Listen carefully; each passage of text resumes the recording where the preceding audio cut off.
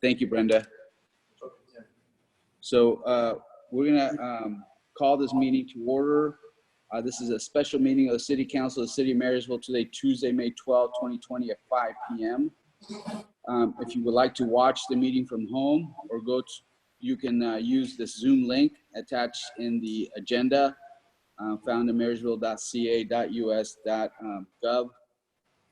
If you'd like to call in, we ask you to use 1-669-900-9128. With that, the meeting's been called to order. Roll call, please.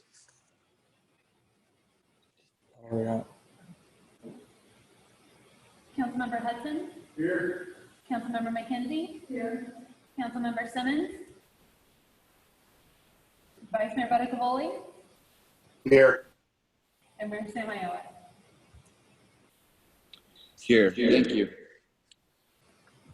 Let's move to the Pledge of Allegiance. We'd like to ask everyone to please stand up and follow me on the Pledge of Allegiance. Ready, pledge. I pledge allegiance to the flag of the United States of America and to the republic for which stands one nation under God, indivisible, with liberty and justice for all. Thank you.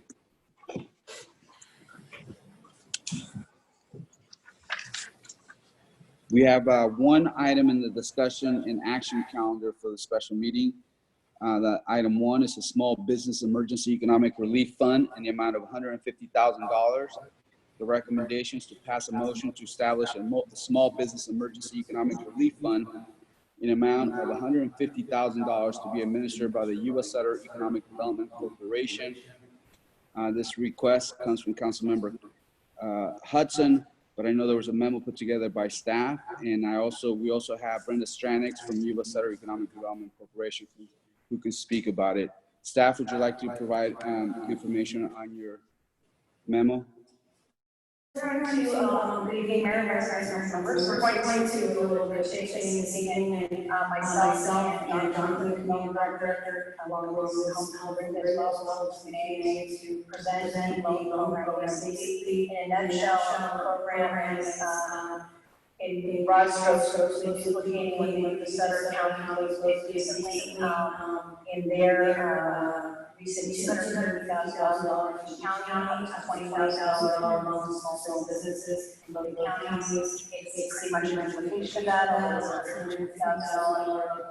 $130,000 out of money with $40,000 small business loans at zero interest, similar to the application of both the Hold on. counties. Brenda, We can't hear a word she's saying.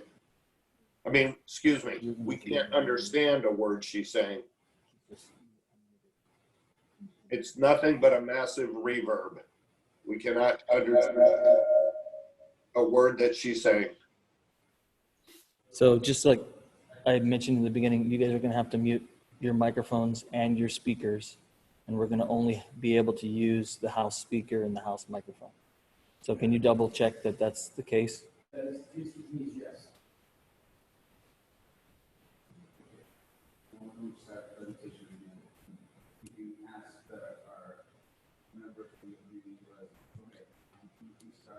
Yes.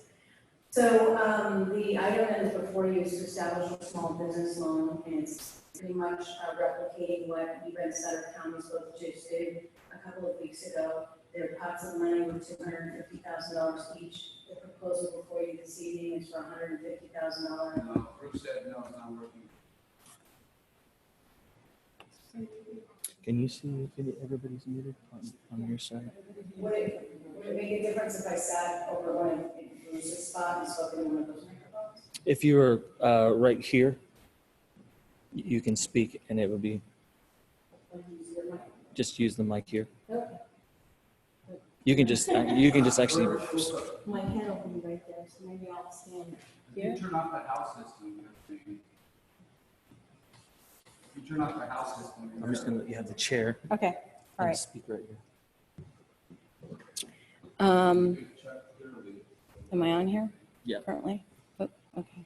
Mouse is- Okay, can everyone hear me? Great, okay, Very good. Good evening again. The item that is before you is to establish a $150,000 loan program for small businesses in the city of Marysville. It's a similar program replicated after the one that both Yuba and Sutter County established just a few weeks ago with a $250,000 pot of money, although tonight's proposal is $150,000, allowing for small businesses to apply for up to $20,000 or less for a loan, and it would be zero interest, and the first payment wouldn't be due for, is that supposed to be like that? Okay. The first payment wouldn't be due until after the first 90 days of the loan being issued. Myself, Jonathan, the Community Development Director, as well as Brenda Stranix of the Economic Development Corporation are here this evening to answer any specific questions. And of course, again, we replicated both counties for this loan program, but if the council wishes to do some things a little differently, certainly we can adjust the loan program accordingly. That's pretty much it in broad strokes, unless you have any questions of staff and or Brenda. Just, can you turn off that system? Do I need to mute? Just to clarify, what is that? Your microphone. I turned on my microphone. Bruce, can you turn off your microphone? You have to mute this microphone with the camera.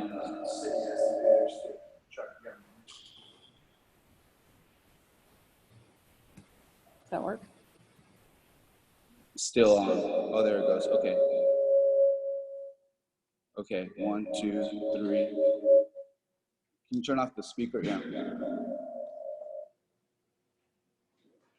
Thank you. Okay. Technology sucks. Just to clarify, there is a bit of a difference between the one the county put together and the city put together. Thank you, Brenda. I'm going to ask you to come up and speak, but maybe to provide information on what the process of each of the loans have been. But I know there's a bit of a difference between ours and the counties. I believe the counties, there was an interest tied to it, while we were asking no interest tied to this particular loan. And if you can, Brenda, if you're online, if you can provide description on the process of how you guys vet the businesses, what you guys look for, and how, in case they're unable to make the loan, what are the consequences for that? Brenda?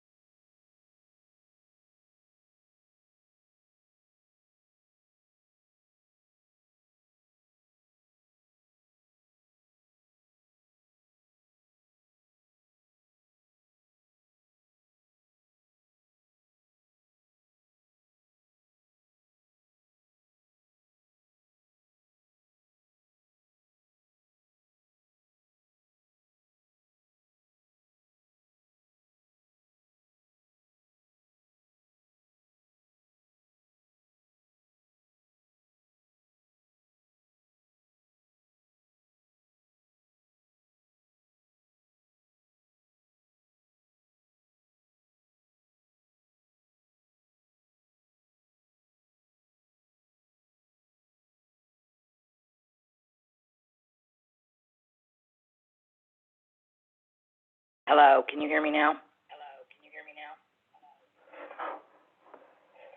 Sorry about that. I had to call in. Apparently it wouldn't let me log in. Let me see if I can unmute my audio here, or if I can mute it. I'm getting kind of a bit of reverberation myself. Okay, can you guys hear me?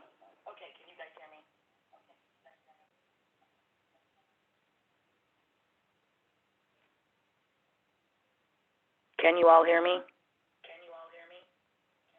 Perfect. So I'll just give a brief summary of what we did in the other communities, both Yuba and Sutter County. As you know, we put up a loan program based on a first-come, first-served basis. All of the loan applications were time and date stamped when they were received in completeness, meaning there were a number of attachments, including their federal tax returns, their federal IRS Form 941 for the first quarter, and a business license that were required in order to make the application complete. Once we had all of the attachments and a completed application, they would be time and date stamped. Once we received an adequate number of time and date stamped applications, we began the vetting process, which included a lien search that we have a subscription to at the Economic Development Corporation, a debarment search, which means they're not on any do not fly list, for lack of a better explanation. And then once the businesses cleared those two checks, they were then vetted through the county for state, federal, and local liens, judgments, or past due taxes. Once the applicant was vetted and cleared those things, then they were actually put into the queue in date timestamp order. So it was a fairly simple review. In the case of Sutter County, there was not, nonprofits were not eligible. In the case of Yuba County, nonprofits were eligible, and that was just a matter of differences between the two communities as far as what they felt would help support the local small businesses. In either case, neither jurisdiction was or funded any nonprofits. In the case of Yuba County, there was one nonprofit organization that actually was the first in line for funding, but when they realized that they were going to knock out a local business that employed 30 plus people, they rescinded their application to allow that business to receive the funding. If there's any other questions, I'm happy to answer them.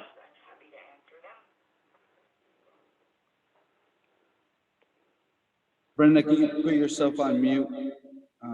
Just really quickly, I think there are some questions from the council members. Anything else from staff on that, Jonathan or Marty? Brenda's pretty much got the balls on the program, so we'll let her raise the questions. Okay. Brenda, I guess I'll let council ask questions if they have. I have a few myself. Members from the council have any questions? Yeah, I just, so basically it's first come, first serve from before you qualify. So as soon as the application is received, their timestamp then, and that's right there is the number one person. Is that correct? So how it worked with the other two programs is that no application was considered complete until we had all of the information required based in the application. So in some cases, we received an application, but not the attachments of the federal tax return, the Form 941 for first quarter, or a business license if applicable.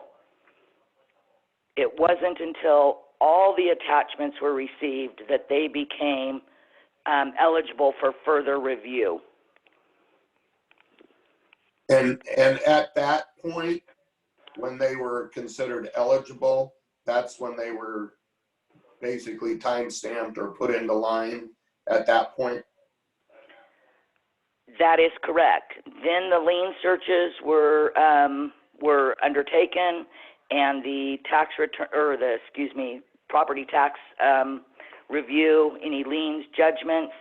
If there were any issues, each applicant was given 24 hours to cure or prove that there was an error in whatever we found. So if there was a state tax lien or a local property tax lien, they had 24 hours to either prove to us that that was incorrect or that they had actually satisfied that lien amount. Some people actually paid whatever was in arrears, and that put them up in the queue. And with the other counties, was it, how would I say, the business had to be in the city or county, obviously, but did where they live have to be in that county or city? It was based on the business address location. Okay. All right, thank you.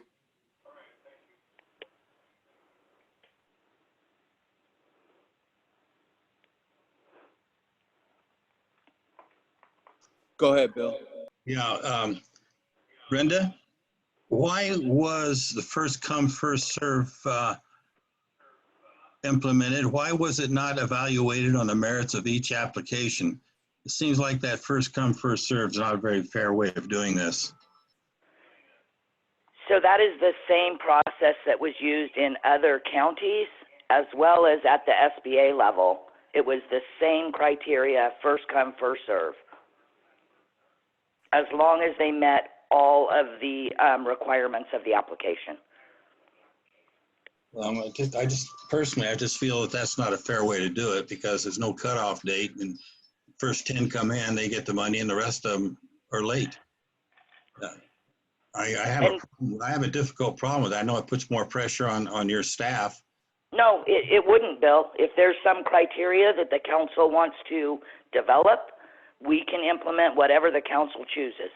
Okay, because I don't want to recommend something that's going to put extremely a burden on you guys. You're busy anyway, but this is real important. I think that all people who apply for this should be considered on the merits of their application, not because they were there first. And that would be something that the council could put in place and determine what that criteria looks like. Thank you, Brenda. Number of jobs or annual revenues or annual sales tax base. There could be any number of factors that could be weighted. I know that. Well, thank you for that information.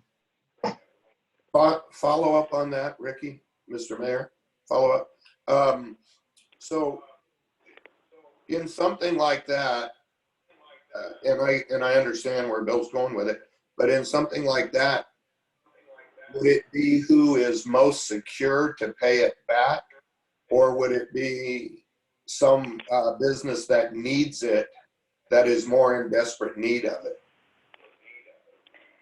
We could design your program under whatever criteria you chose. So if you want to base it on need, based on a set of indicators, we can create a program like that. If you want to base it on, like I said, gross revenues, sales tax revenue, whatever you want to do, we could develop a program that could work around whatever criteria you all think is most important. Thanks, Brenda.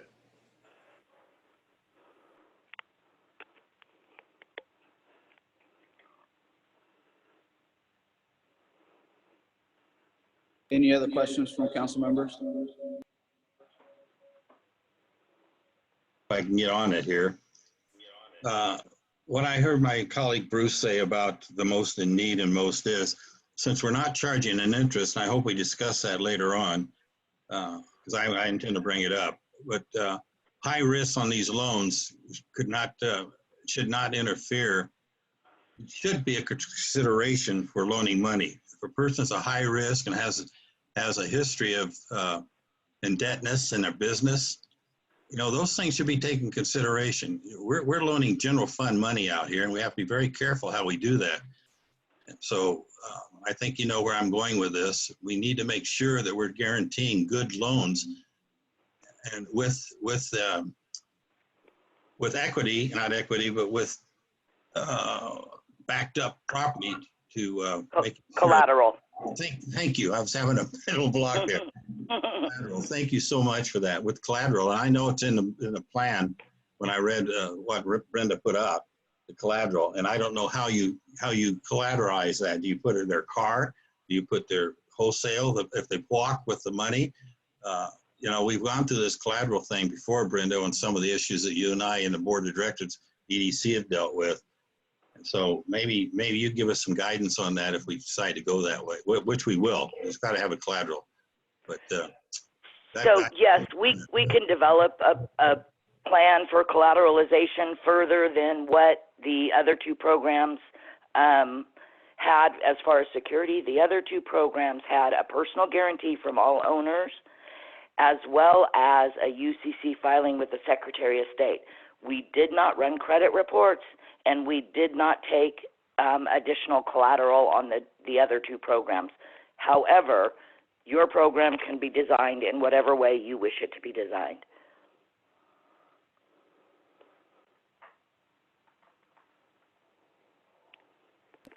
Thank you, Brenda. And further questions from council members?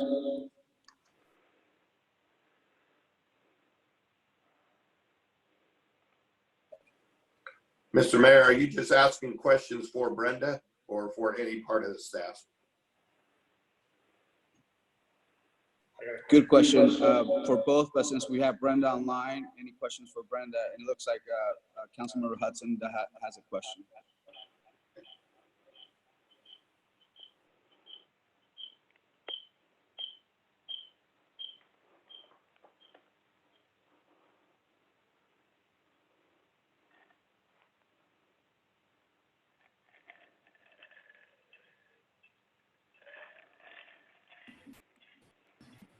Brenda, can you hear me?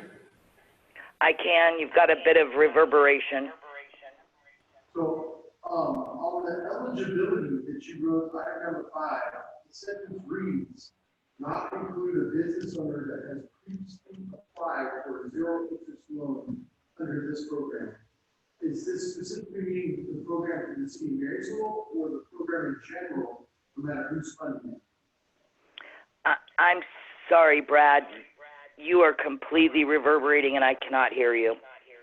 Brad, go ahead and mute your computer's mic. Oh, it is. And then, is this on? Can someone, maybe Ricky, if you could repeat the question, I can hear you clearly.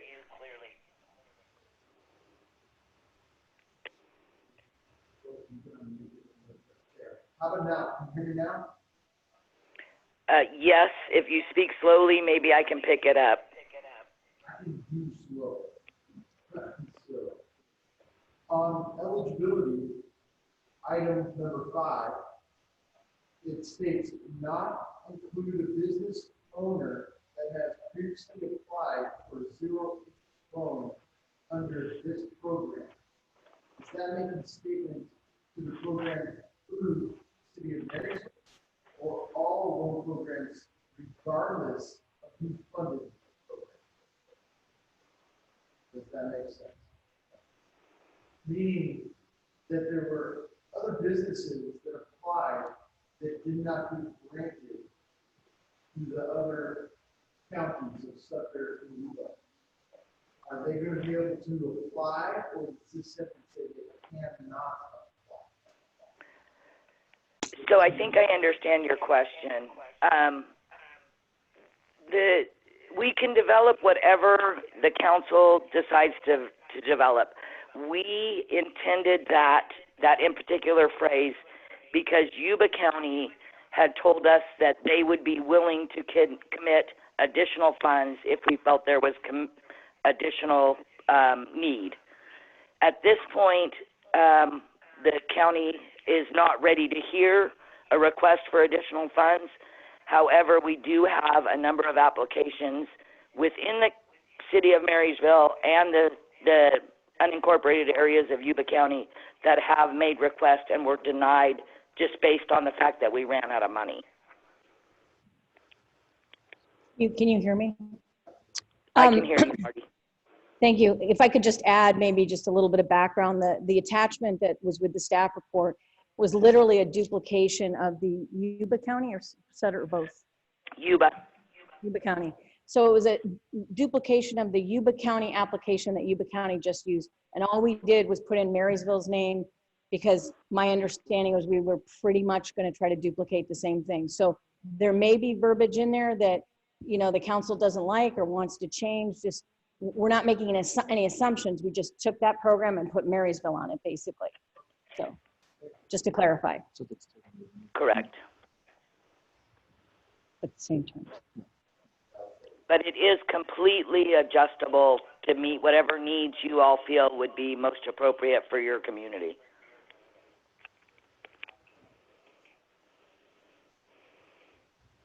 Any other questions from council members?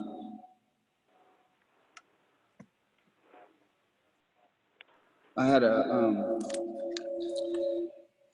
can you turn down that volume from that speaker? Oh, thank you. Can you hear me, Brenda? I can, Ricky. Thank you. A couple of things.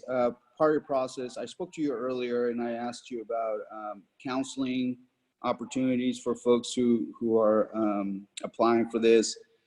I guess if you see that they were struggling before the epidemic and before the stay-at-home orders came down, I imagine that there's going to be counseling available to those type of businesses that you might want to let them know that this might not be the best business move for them. Can you kind of talk about some of that counseling available? Sure. So it is always our intention, even though we are lenders, to first make sure that the business is, that a business loan is in the best interest of that in particular business. Oftentimes, and probably more often than not, the loan is a loan. Any loan is not their first best option.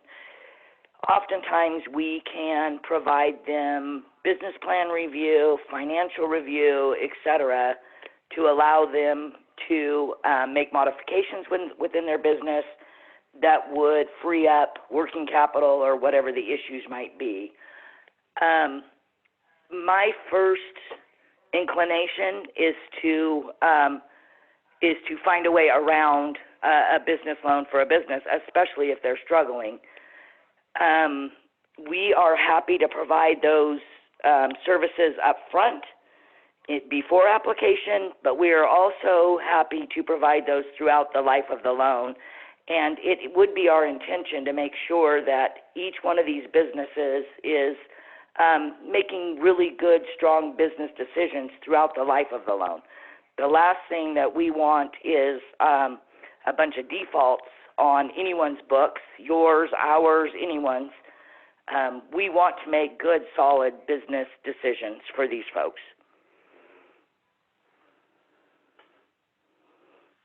Thank you. And and this could go to Jonathan and Marty, and you kind of mentioned it. There were some applications.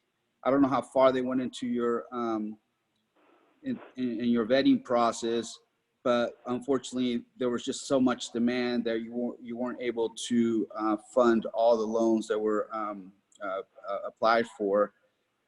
So, a couple questions. So, based on what you saw, there was probably some demand out there for these funds.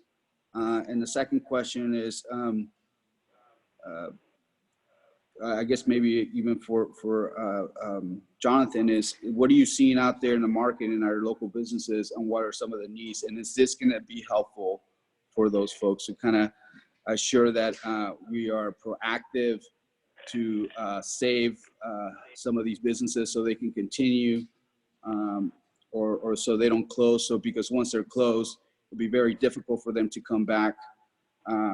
So hopefully is to maintain that business, to go and keep the jobs. Brenda, you can start with you on what you see as demand, and then Jonathan afterwards to kind of get a sense. I know you've been on about talking to different businesses and what their needs are. Brenda? So, thank you, Mayor. We have seen businesses that that absolutely the worst thing they can do is receive any kind of loan that they will not be able to service going forward.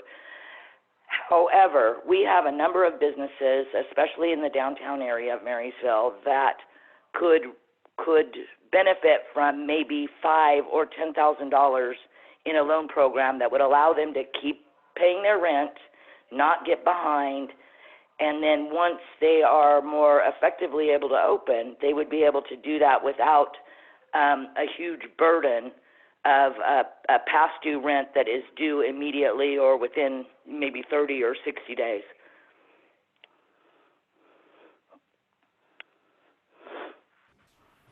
Is that me? All right. Good evening, Mayor, council members, Jonathan Wright, Community Development. I echo exactly what Brenda is saying. One of the things that we're seeing out there is the struggle. There's a bit of desperation with a lot of folks. My concern, obviously, with loans is the repayment program and how they are going to be able to achieve that. A lot of them are deferring maintenance on buildings. A lot of them are deferring a lot of the costs that they'd otherwise invest in their businesses right now. So there's going to be a huge, at the onset of reopening, there's going to be a huge amount of demand for revenue to help with the high interest credit card payments, the things that have been accrued over this time period. So loans are good. I think the most successful thing that we would have in the community is a grant program, but I'm still struggling to try to find available funds for that type of program.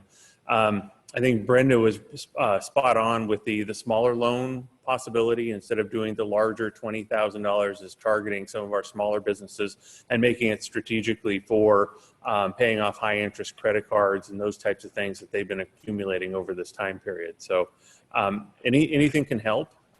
Again, grant funding would be ideal, but loans would be second to that. Just need to be cautious because I don't know how solvent some of these businesses are going to be coming out of this. So,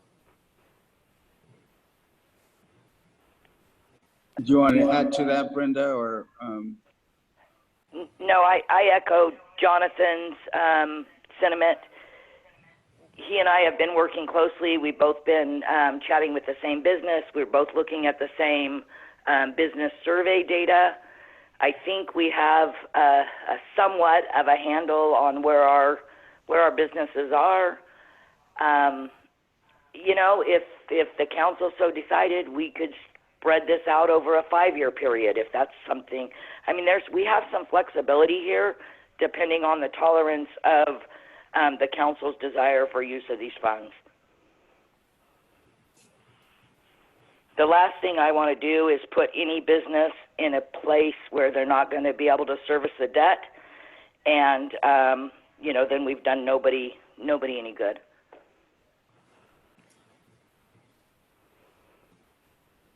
Councilmember Simmons. You have to unmute. You have to unmute yourself. Bruce was first. Go ahead, Mayor, with him, then I'll pick up after, if you don't mind, sir.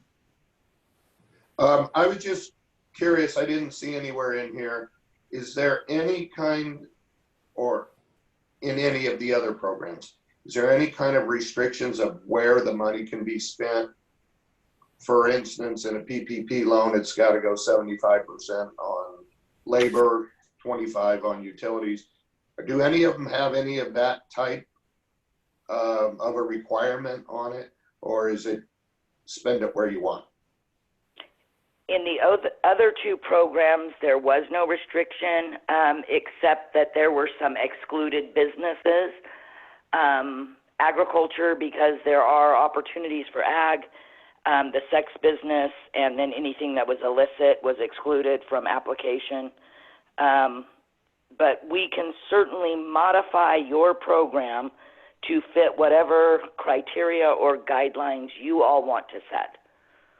No, thank you. I understand that, Brenda. I was just curious with if anybody else has. I totally understand we can set our own standards. Thank you.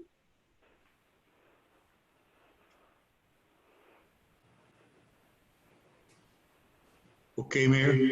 Yes, Bill, please. I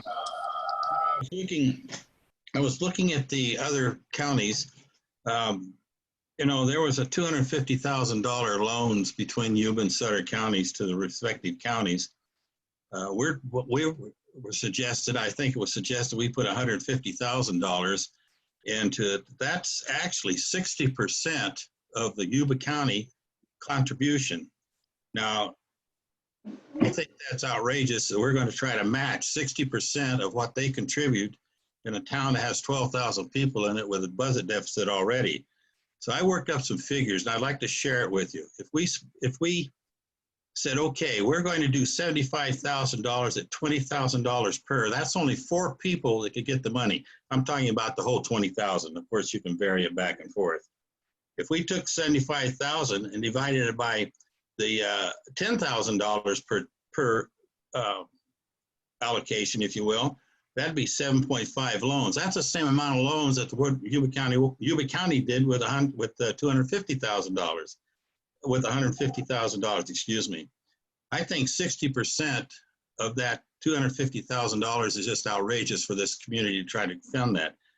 If we took 75,000 and percented that to 250,000, that'd be 30% loan compared to what this county put in. And I think we could, if we decide to do this, that would be more in line with our budget requirements. Because you got to remember, guys, this is coming out of the general fund. And that's 3 years that money's locked in. And now we're recommending they don't charge any interest. That's ridiculous. And I think if we really get down to it, if we look at this real closely on gifts of public funds with no interest, that borderlines that very thing.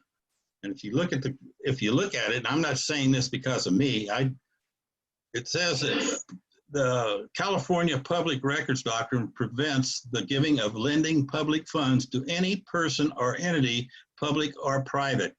Well, if we give them $20,000 with no interest and guarantee it, but because they're going to throw their car in there, that's a gift. But we need to be very careful and get some legal opinions on that, because I just think that we put up $150,000 is 60% of what the county put up. I'd like you guys to think through that. Thank you, Mayor. City Attorney, do you have a opinion on Simmons's legal question?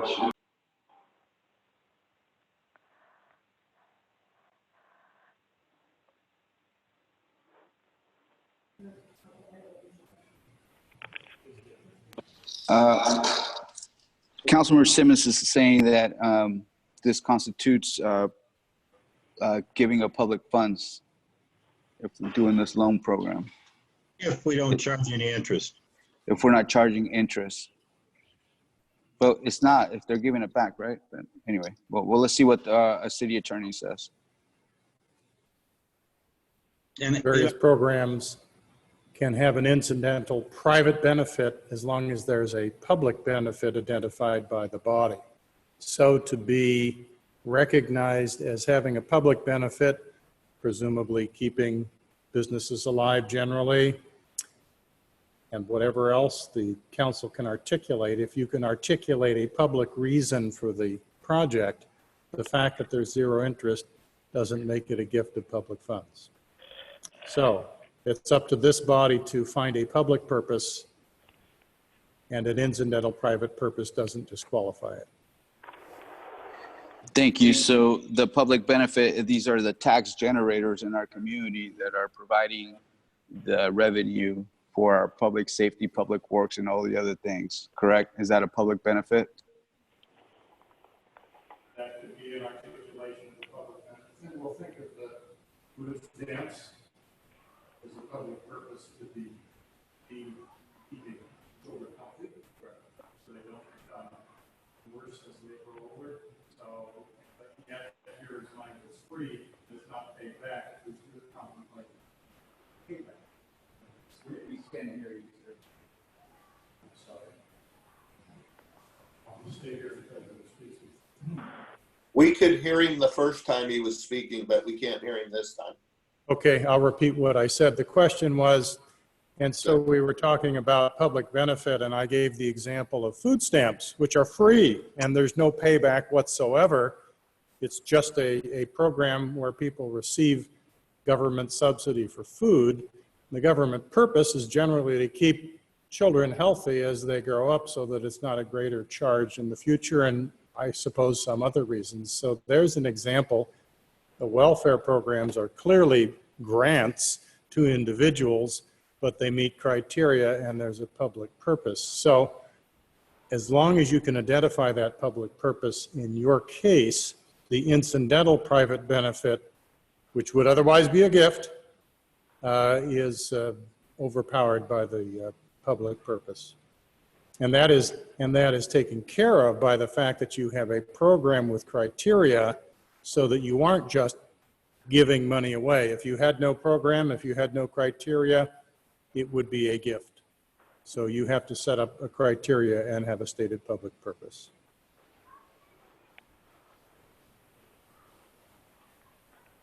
Does that answer your question, Councilmember Simmons, about the legal portion of it?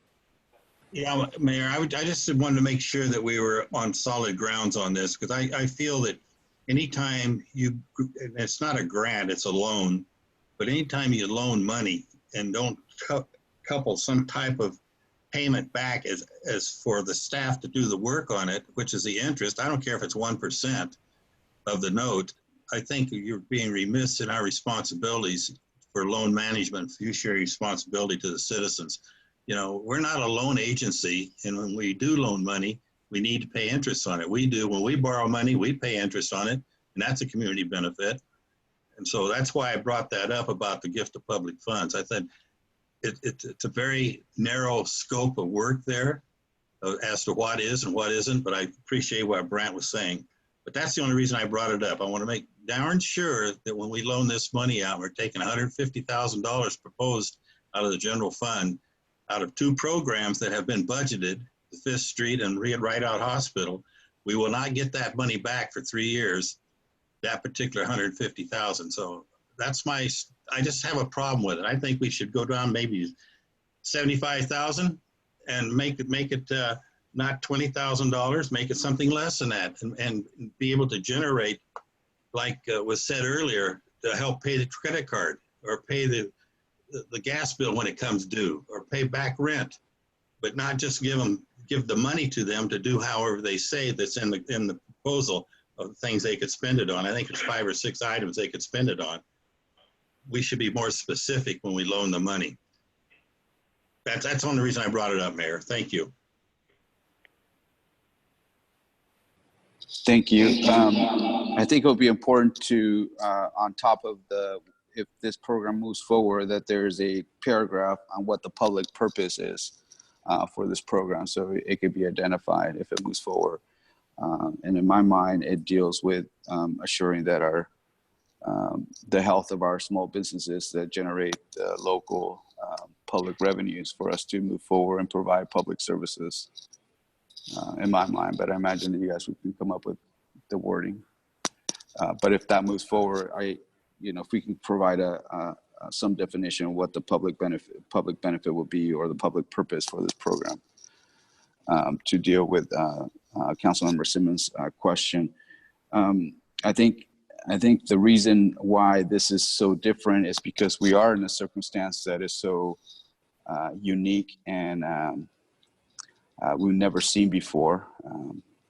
So it's probably something that we never do, but because of the circumstance and the time, and so I think that's why this is so different. I don't think we should be in the business alone. I think that's why we're asking EDC, who are in that business, to help us with this. EDC seems to agree to provide that service because they see what the businesses are going through.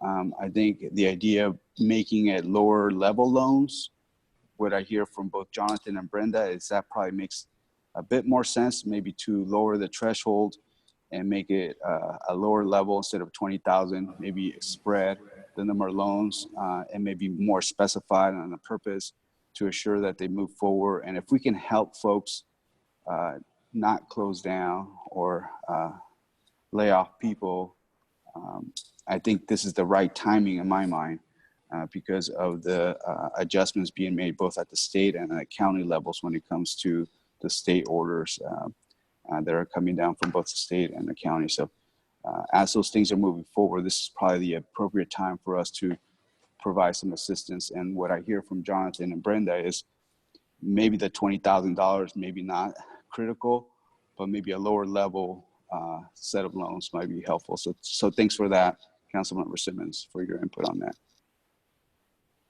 Mayor, if I may, this is Brenda again. We can provide some verbiage that was used by both Sutter and Yuba County with regard to public interest. And it is my recommendation that we either lower the threshold to $5,000 or $10,000 and have a set criteria for how the funds are used. Thank you. Councilmember McKenzie. Turn my computer off and set it aside. Okay, so I have both mics on and I'm good? Turn off your house mic. My house mic? Okay, it's off. All right. These are my thoughts. I have been talking to businesses and I am very concerned about the situation that they're in. And, but at the same time, I feel like we're moving outside of the scope of what we're designed to do a little bit by trying to loan money, especially because of the financial situation that we're in ourselves right now, and that the services that we are going to still be expected to provide and want to provide, obviously our police, fire, public works, all those things that we need to do as a city, our capacity to do that right now is already being threatened, and who knows how much longer and how much more severe that threat is going to be for us to be able to do those things. And so I think that there's things that we can do to show support for the businesses and actually tangibly support them in this without actually doing a loan program, which I think some other entities might be better suited for that. I know that I talked to John Jelovich and I talked to somebody from Bank of Feather River also. John Jelovich is with River Valley Community Bank. They're doing small business loans right now. They're also helping businesses to apply for the Paycheck Protection Program. He said they've been almost 100% successful with their clients in getting them approved and getting the funding to those businesses. And so I think they are specifically and uniquely designed for that, and can manage a whole loan program for small businesses very easily. And he said they've been doing a lot of them right now. So that is a great resource. I like what Brenda said about the counseling services that they offer as well to help businesses decide, is that the best option for them? And so I appreciate that being available. What I am thinking, what I think that it would be more appropriate for us as a city to offer might be that I know their business license renewal fees are becoming due soon, I think in July. Possibly we could think about waiving those fees, not waiving them completely, but deferring those until after the order is lifted and they have some time to start working again. Another idea might be to defer their sewage payments, since we're the ones that manages that.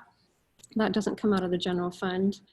Another great idea, I think, I talked to Jonathan about this a little bit, and I know that Yuba City at one location for sure, I don't know all of them, but at Coolham Luke's, they have extended some of their serving area out into their sidewalk and into the parking lot. And so what we could do is waive the encroachment fees so that restaurants especially, or other businesses, if it was appropriate, could extend seating to the sidewalks and even out into the parking spaces in front of their businesses so that they could increase their capacity, but we wouldn't impose any kind of a fee on them for doing that as we normally would. And so I don't know, staff might have other ideas that they could add to that. And so, but I think those things might be a more appropriate action for us to take. And I think that we would be able to support many, many more businesses than we could with a limited amount of money.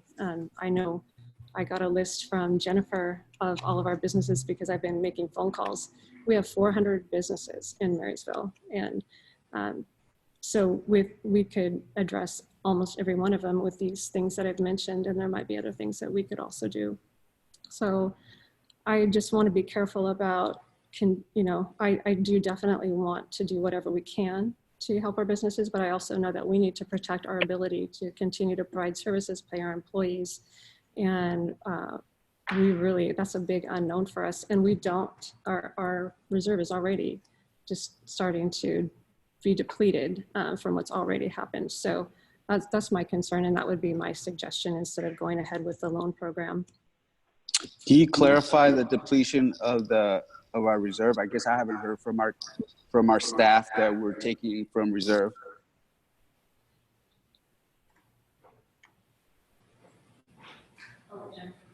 Mm-hmm. Because aren't we supposed to, staff supposed to come to us and ask if we can take from reserve? Allocate funds to the reserve.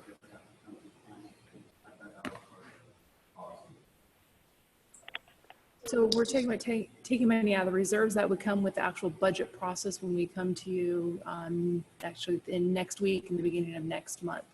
So right now at the end of the end of the fiscal year 19, we have a starting fund balance of just around 2.8 million. And we are looking at, with the budget that we're currently looking at, is having our reserve to between 18 and 20% currently is where we're standing with the current budget that we're putting together to present to you next week. So for 2021 or? Correct, for 2021. So we would be coming to you with eating into the reserve to be able to have a budget for next fiscal year, correct? Mm-hmm. But that's given the things that haven't been spent and were allocated this year. So for example, these funds are from something that was allocated this year that hasn't been taken into consideration in the end of the year budget. In the starting balance, no, it's always done off of the audited financial statements from the year before. Sorry. The 2021 budget, that's going to include funds that weren't spent in the 1920 budget, correct? Correct. So the money that we allocated for what's been, can you turn off your,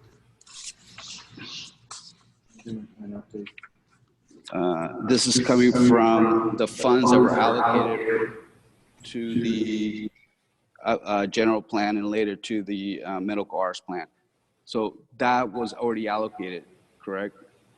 Correct, that was originally allocated, but with the loss of revenue from this current fiscal year that we're in with sales tax, even though we have a savings from that, it is being offset by the fact that we no longer have the revenues to actually pay for those services if we were to do those services today.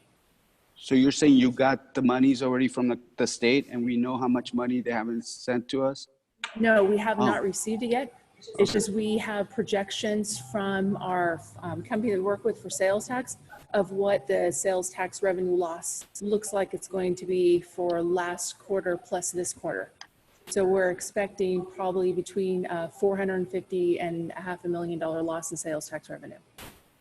And again, these are just projections. We won't have actual numbers until Correct. August or September. Correct. So, but I'm saying, but part of the presentation you made about a month ago included the coverage of not doing the road project. That took about $500,000 there, right? Correct. Okay. So that in a sense, that $400,000 gap that you're talking about was being covered by that road project and the positions not being hired. So with that, the savings that we were doing by not moving forward with the road project, so we originally said it was about 1.1 million. Of that funds, about almost 400,000 of that would have been taken out of the streets fund. So when we canceled the street project, which was about a $790,000 project remaining, 400,000 of that was to come out of Fund 21. So that's technically not general fund money. The other 500 was? The remaining right around just under 400,000 was general fund. So it's basically almost a split between general fund and the street fund. I guess that's my point, Jennifer, that you were covering that expected loss in revenue? That $400,000? Yes. Yes, with the road construction that we're not taking on. With canceling Correct. that, correct. So this 150,000 allocated for something else, meaning that's something that we expect to have spent already anyway. Yes, but what we were spending is we approved with the mid-year budget that we would have about a $370,000 deficit, or that what we were going to take out of the general fund for last fiscal year. So by not doing those projects, we have eliminated the fact that we were going to have a deficit for this current fiscal year that we're in.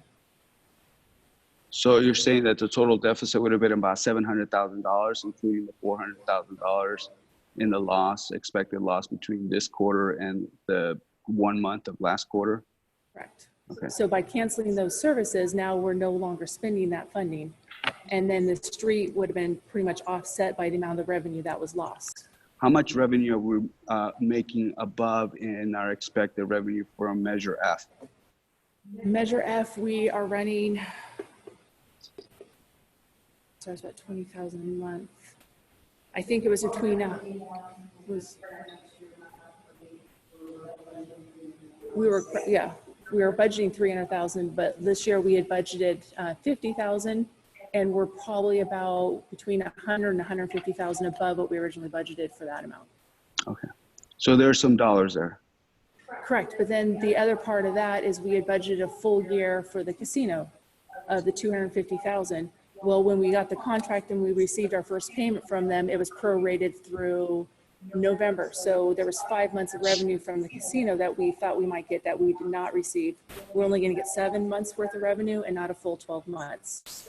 So that 250,000 is partially prorated, which would reduce part of that, the gain from Measure F. Mm-hmm. So there's gain somewhere, but then we have also some, not losses, but some not revenue brought in on the other side to offset it. So you're saying that this would come from the reserves? Is that what you're saying? So your budget, so your memo here is saying that it's coming from this other allocation. I'd have to read the memo. Okay.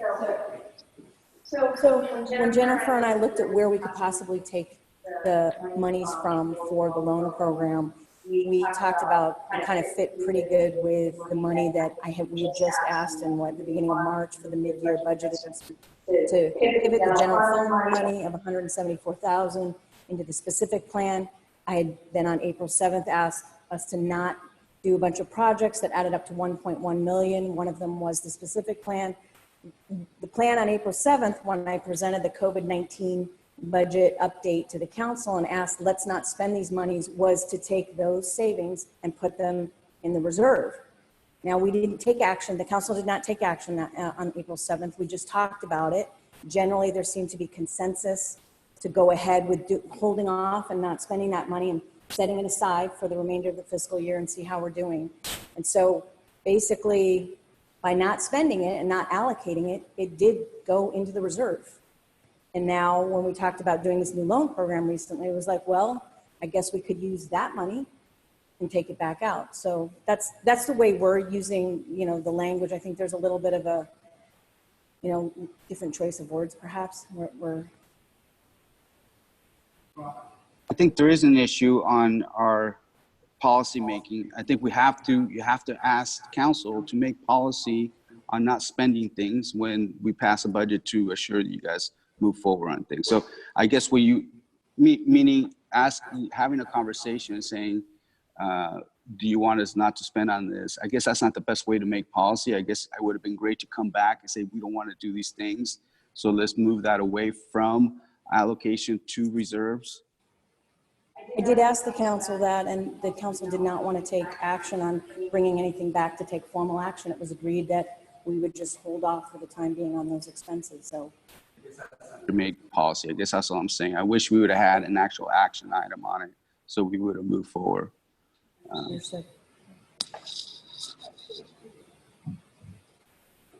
Go ahead. So my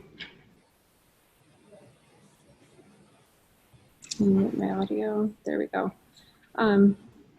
So what I just would like to say is I feel like we have a mandate that's very specific and that nobody else can do to take care of our city services in those ways that I mentioned before.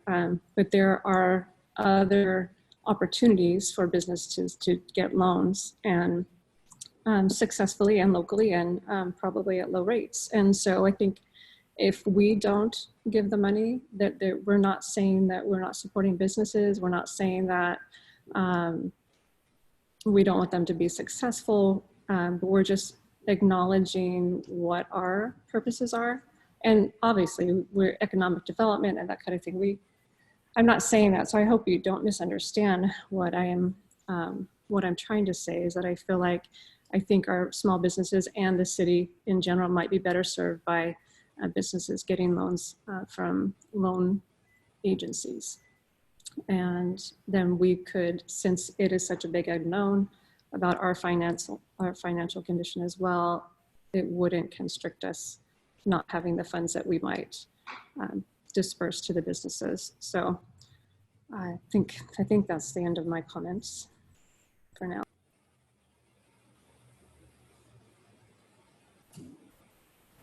Councilmember Hudson. All right, so this was a thought that I had. And I appreciate it.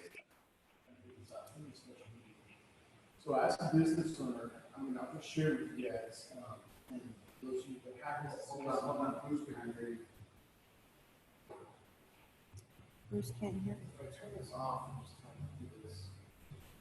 Yeah, you can do that.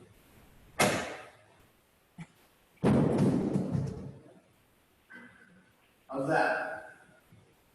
Can anybody hear me? Yeah, we can hear you. Okay. Thank you. I hate computers, but I live by them. So, as a business owner, I did apply for the original EDC loan, and I was very, very, very exceptionally thankful that I got it. And just a short story, not being redundant here. I got that $20,000 loan, and the day that I received the check and I put it in my business, I had $150. So I received it. Can you turn off that speaker? So that speaker is muted. You're just hearing him through the house speakers, like through those. What would you like me to do?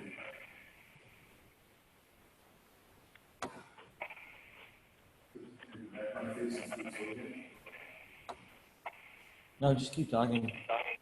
If you can't, you can barely hear it. Those guys can't hear. If I speak louder, can you guys hear me? No? Otherwise, you can just come take the seat. Let's do that.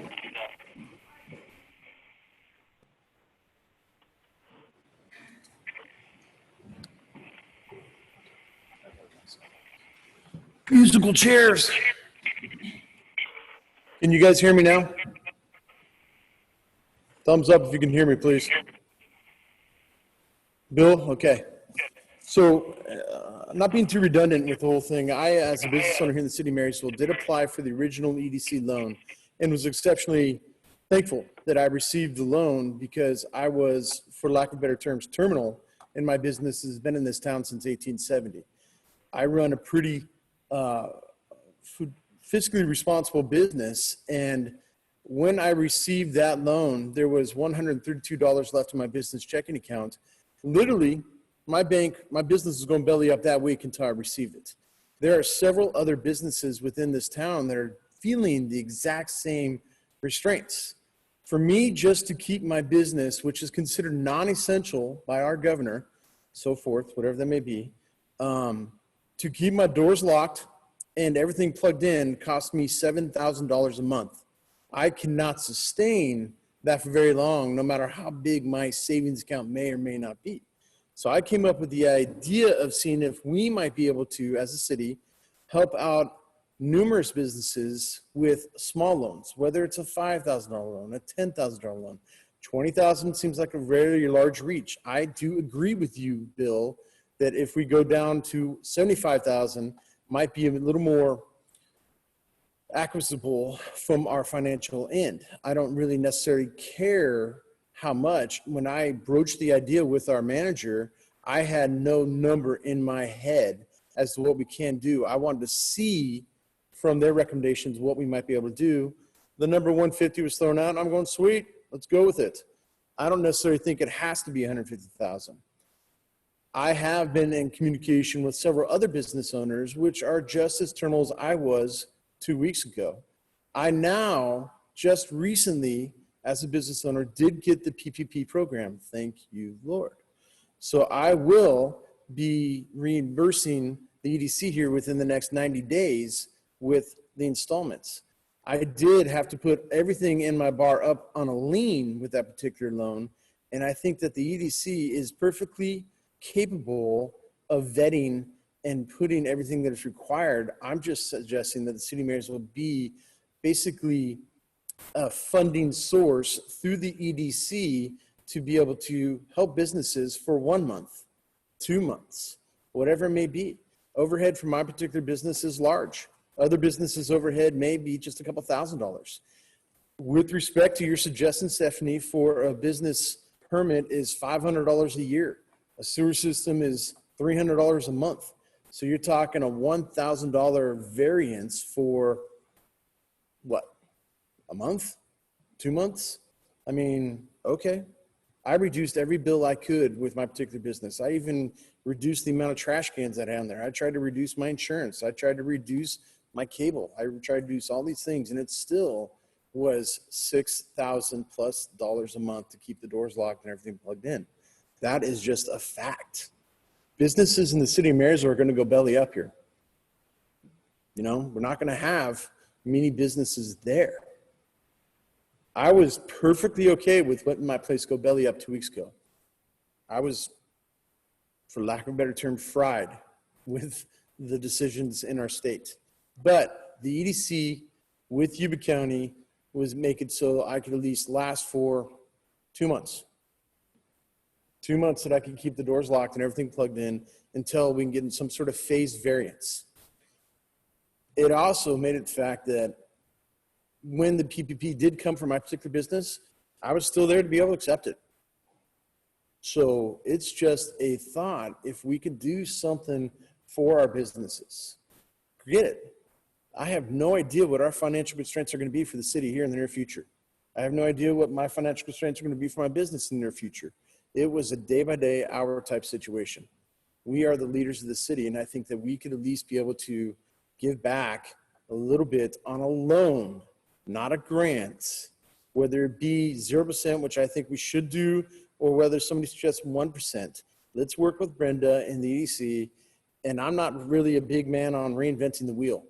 They have created a program that I think that we can work with, and inside of 1 to 3 years, these businesses will be reimbursed. Even if we only help 5 businesses, awesome.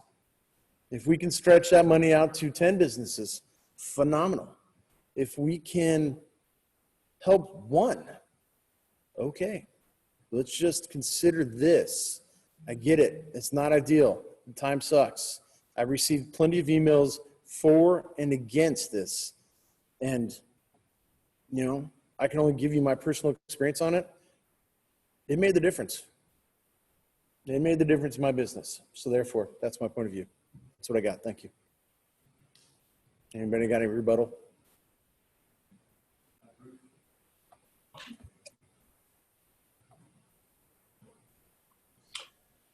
Couple quick questions probably for Brenda, and then just a couple comments. Do we have a cost involved with EDC? Will we have a cost involved with EDC? What am I pressing here? Nothing. That would be a no, apparently, what I got. Okay. I think I heard somebody along the way, probably Brenda. How many loans did the other programs put out? It sounded like it was fairly minimal, like 7 or something, 8.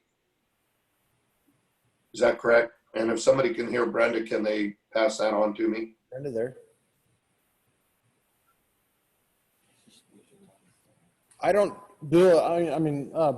I don't know if we can get a hold of her. I do remember that what she shared with me is that there was like, I believe 12 businesses that were funded by that $250,000 funding from the county. And I believe, and please don't quote me because Brenda's got the accurate numbers, that 8 of those businesses were within the city of Marysville. And the other ones were in the unincorporated areas. I think some might have been in Wheatland, whatever the case was. So there was, I believe the number was 12, and somebody's got a different number. Please tell me. Brenda, where you at? Brenda is saying she's here. She needs her mic unmuted. Unmute Brenda. I'm not Yes. touching this. She's still muted. Really pretty computer. She was typing. Brenda, make sure your cell phone is not muted or anything like that.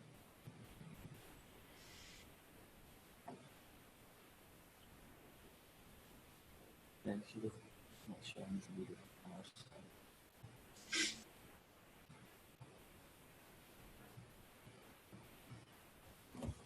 side. Okay, let me continue. Because that's close enough to the answer. I thought I heard her, she's 14. saying 14 loans. Okay, thanks, Brenda.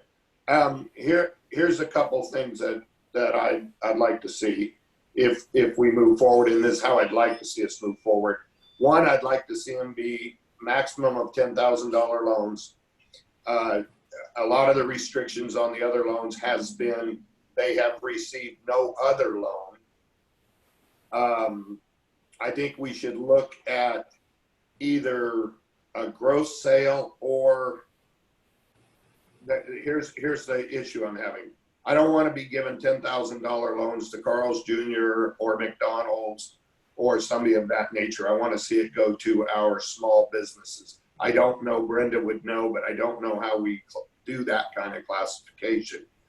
I would be, one, I'd like to see it have a 1% on it. And I'd like to see that we do 10 loans max at $10,000 if we have those requests. If we have 6 loans at $10,000, we spend $60,000. If we have 10 loans at $10,000, according to that message Brenda just popped up, the whole county only did 14. So I think 10 is being pretty generous in what we can do. I do think it would be nice if we could put some specific use, because I don't want somebody going out buying a car or paying off their credit cards and then going out of business type things. Although, don't get me wrong, I understand a credit card could be where they're building up some of their losses right now. But so basically, I want to make sure that these big franchise places aren't getting it. I'd like to see maximum of 10 loans at $10,000. That's $100,000 if we even get that many requests. And then lastly, I guess I'd like to know, and maybe Brenda can answer, what did she say? Of the 14, 8 were the city of Marysville. Did I read that right? Yes. The other thing would be, and maybe Brenda, you can, if we can come to a decision tonight, how long are we looking that somebody actually has money in their hand? It looked like a minimum of 30 days that I saw on the proposal. Can you answer that? I think it's up to the city, Bruce, and how quickly we can fund it, because the county funded it and 2 weeks later, people had checks.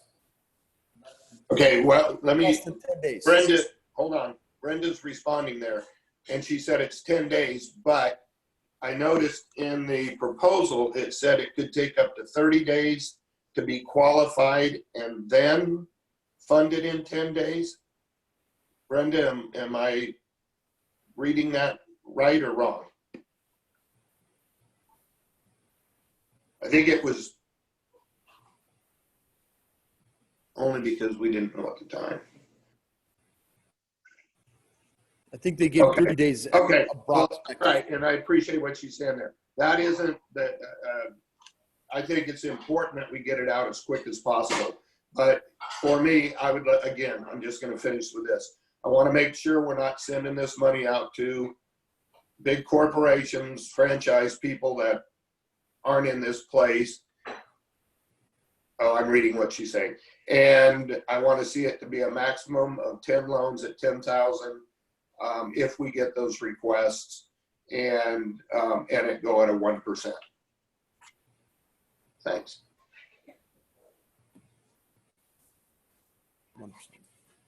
Okay, thank you. Any further, Simmons? Thank you, Mayor. I agree with what Bruce said. However, I don't agree with the 10,000, 100,000. I think it to be 75,000. That's 30% of what the county gave.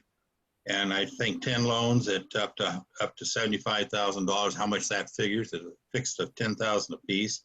I also agree with Stephanie. I think some of those programs that she had, we can put those in effect.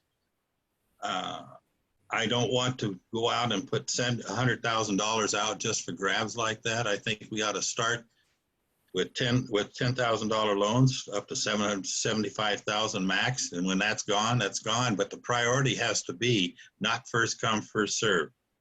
It has to be vetted to the most qualified, the most needed to have the money with the 1% sale, with 1% interest. I agree with that. So the only difference I have with what Bruce was saying was the amount of money we want to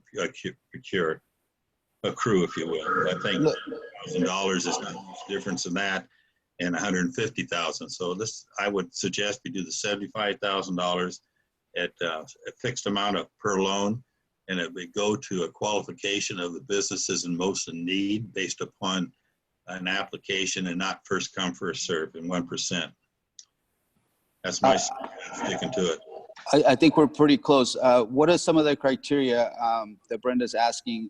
So for example, is it job losses? Is it they can start the business moving forward? They can spend it on what is the criteria that you see as needing as most need? What does most need mean, Councilmember Simmons? And I think we're close to, I mean, Brenda says revenue, amount of revenue generator, tax revenue generator. Is it a job saving program? If they are, I think some of our antique shops in our area, they just might be the only ones working there. So is it assuring that they keep the businesses going, the amount of tax they generate, the amount of employees that you have? So if there's two choices between two $10,000 loans, between one that has 10 employees versus one employee, then probably the better choice is to choose the one that you can save 10 staff members. What is some of the criteria that you think we can add, Mr. Simmons? I think that's very well put, Mayor. And I think that one can say that what for credit, this is what they're asking for. It's a credit. And I think character, the collateral they're putting up to support that loan, the credit scores, what is their credit scores? And what is their capacity to repay this? And what is their,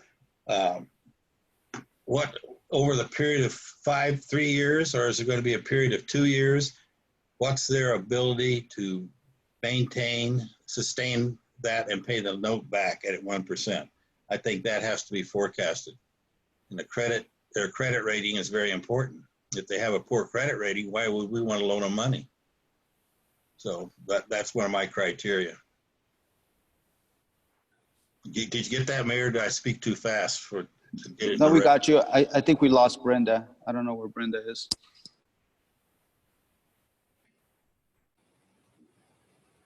Because nothing's ever said on any of these, the counties or the cities before, about credit ratings. And when you go to borrow money, that's the first thing they look at. What is your credit rating? Where do you stand? Do you have a credit rating, AAA or whatever it might be, 140, 150? Are we going to loan money to someone that has a wavery credit rating? I would not think so. Just really, I'm hoping Brenda can come back to this conversation. I don't know where she's at. Okay. Can Brenda, you hear me? yes, thank you. Oh, go back. Please have her back, please. please unmute Brenda, Can you talk now, Brenda? the phone number. There we go. Go ahead, Brenda. Hi. Can you hear me now? Yes. Okay, so is there a specific question of me? I was typing, trying to answer, because I couldn't get through. I think the question about criteria and what Councilmember Simmons is saying, that credit worthiness would be one of the criteria that he's looking for. I disagreed a little bit, because if they had great credit, they probably can go to a regular institution. And I think we want to get them loan as fast as possible. Go ahead. So the two county programs, and not that you have to develop yours identical by any stretch of the means, they decided that credit at this point was not the criteria for an emergency need. Now, the EDC does have regular lending programs, and businesses have been making application, and we've been funding businesses through our other programs. Of course, not at a 1% interest rate. Our rates vary between 6 and 10%, based on the project, based on the collateral, et cetera. The cost involved, and the EDC is willing to absorb the cost of a lien search, as well as all the underwriting and the monitoring for 36 months. There would be an additional cost to check credit, both personal credit and business credit, ranging probably in about the $250 per loan, based on the number of owners, et cetera. That would probably be, something else that the EDC would have to discuss. We've been able to underwrite all of the additional costs, as well as absorb the 36-month monitoring through some of our other programs, so that there is zero cost to either the jurisdiction or the borrower at this point. If we develop a program that looks different, we will have to figure out how we can absorb those costs at the EDC, the additional costs.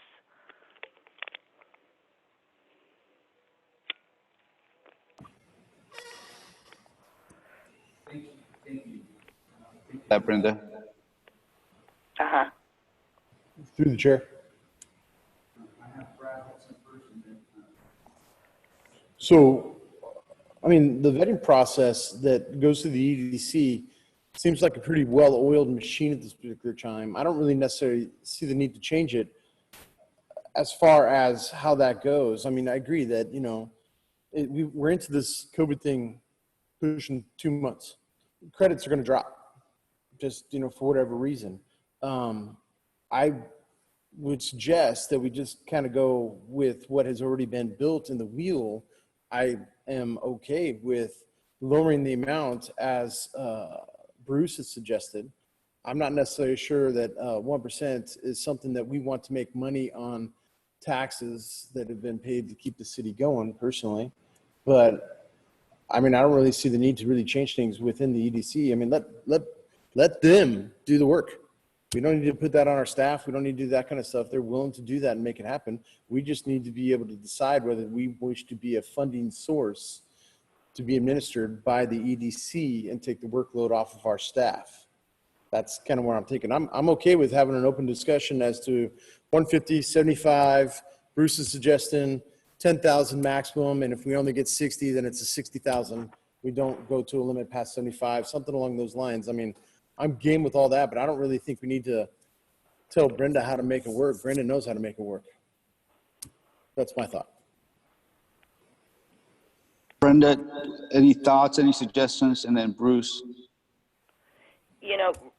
Mayor, we just want to be a resource for you.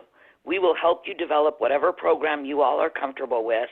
And then if you are interested, we are willing to administer all of that at no cost to you, which is pretty generous. It's going to cost us about $100,000 over the course of 3 years to see these loan programs through per program. So we're here for you. We want to do what you all decide you want to do, and just know that we're a resource here for you. Thank you, Brenda. Councilmember, Vice Mayor Barcovoli.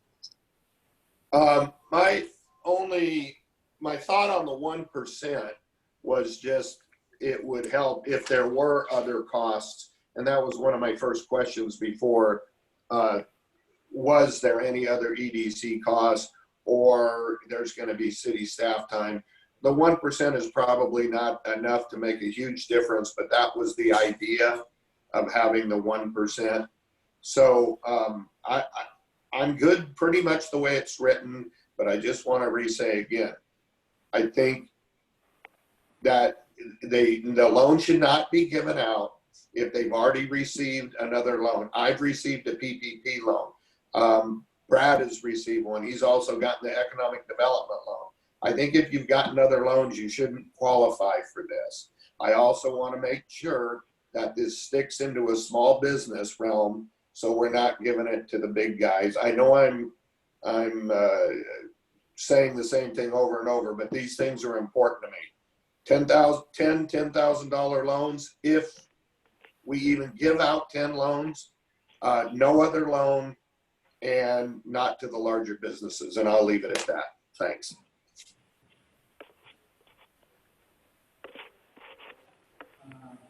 Let me summarize what you said. Up to 10 loans, and in combination with Councilmember Simmons says, maybe cap it at 75,000 with small businesses. No need to add the interest, because if there's no cost associated and EDC is covering that, then the cost associated, there may not be need for the extra interest rates to cover any cost. But specifically, it needs to be our small businesses, and then cap it to maybe 10 loans, and maybe use the $75,000 amount that Bill Simmons mentioned. One question on that, Ricky. One question. Go ahead. Maybe Brenda or Jonathan will feel better answering is, I know one of the things that we got to be careful about is if the loan is too small. So for instance, if we go 75,000 with 10 loans, obviously 75,000 at 10 loans is going to be $7,500. Is that seem like it's enough that it's going to really help anybody? I know it's not far from 10 grand, but maybe Brenda or Jonathan can put a little input on that. Just want to add that one thing that you did mention on your kind of criteria is to make sure that they haven't received any other assistance from the feds or the state or any other, or the county program. That, but I think the question now that you're bringing up is, I was just thinking maybe a 7 loans at 70,000, just to kind of come back to it and make them at $10,000. So the question to Brenda and Jonathan is $10,000 worthwhile? Are our business even willing to borrow that to kind of move forward with their businesses as they're opening up? Brenda? So I think it depends on the business.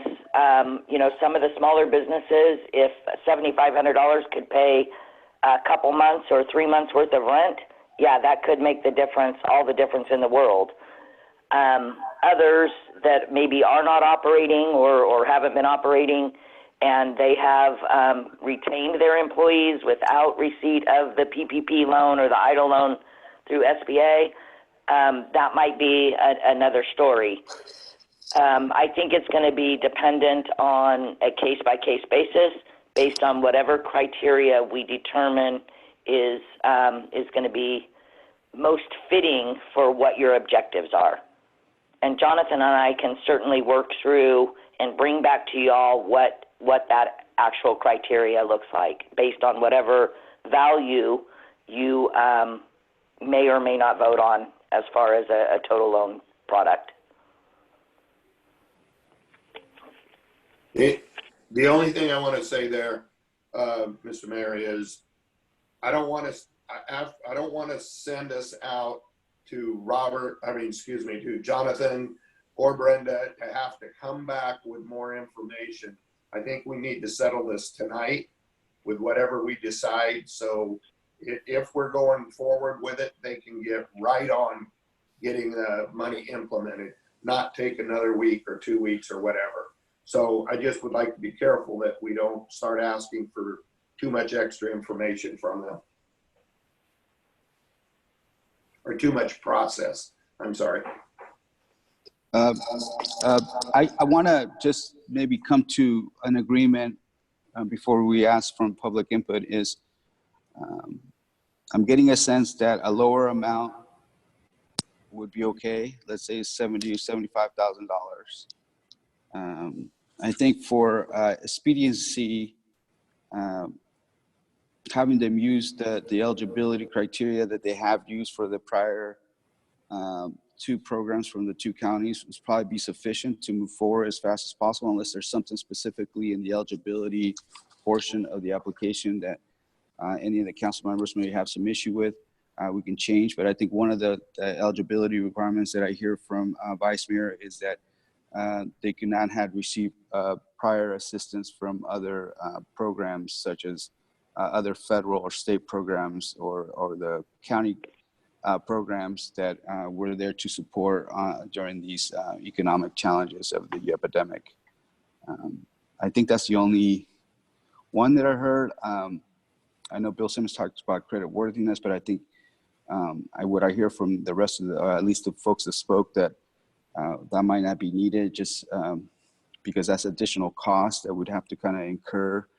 And we're trying to find a way that we can lower the cost for EDC and for us and for the business owner who wants to go in there and try to get a loan to move forward.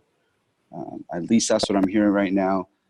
Is there anything that I'm missing from council members? I guess the question that I'm asking is, given our economic situation, our some of the things that Jennifer and Marty mentioned about our budget, I believe that this is not doing anything could prevent people from opening up their business, which means we have less revenue in our city, which means less services in our city. That's the way I see that mechanic happening. I think if we support our businesses and we can support 5 or 10 businesses in our community for them to continue to generating jobs and public revenue, to me, that seems to be a pretty good investment for us. So I guess I don't see it as a bad investment if we're betting on our own businesses that are generating that revenue. And if we don't support them, they might end up closing down and then not generating jobs or revenue for the city. And that could also have a total negative effect for us. Were you going to say something, Marty? Mr. Mayor, I think you're right. And I think you summarized. The finance director just pointed out to me that there are a number of businesses that are still pending for their PPEs. And if the council would like to give a little direction on how we would deal with that if they hadn't got it, but they'd applied for it and they're waiting. Yeah, Councilmember Hudson. Well, I want to hear from Vice Mayor. He was going to say something. Go ahead, Vice Mayor. I just wanted to say, I think you summarized it really well there, at least for me, in what you said. But again, I think it's important that we're not giving this to corporate franchises. I don't think our cannabis places need it. Probably our big fuel companies don't need it. Or at least it's not going to be a significant difference in what they're doing. I just want to make sure this money goes to our small businesses. I don't know how you summarize that into what you stated, but I think that's extremely key issue on this. I think Brenda got it and Jonathan got it. I think they're pretty clear on that portion of it.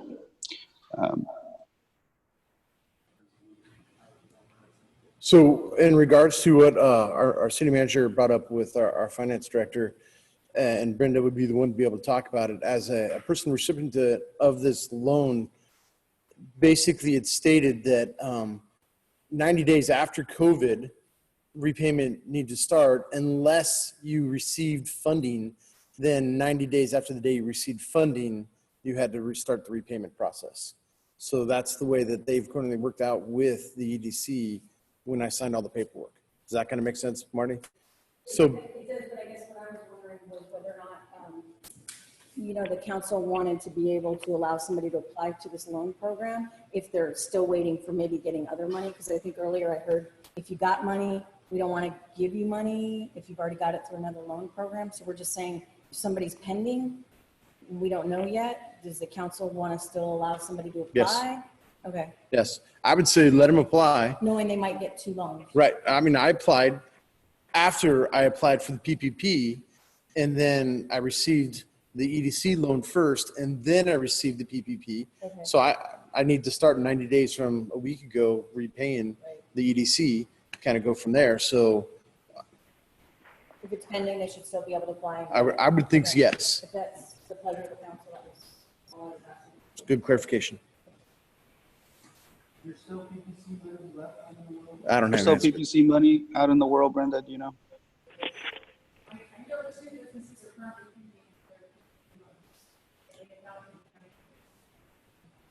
So there's no funding at this time, or they just haven't received it, and that's federal. Okay. Did you put a second round of funding out for PPP that hasn't know what may or be gone? I got the second round. I got the second round. Okay, Brenda, do you have a sense if there's still PPP dollars available out in the banking world? Those are the weeds.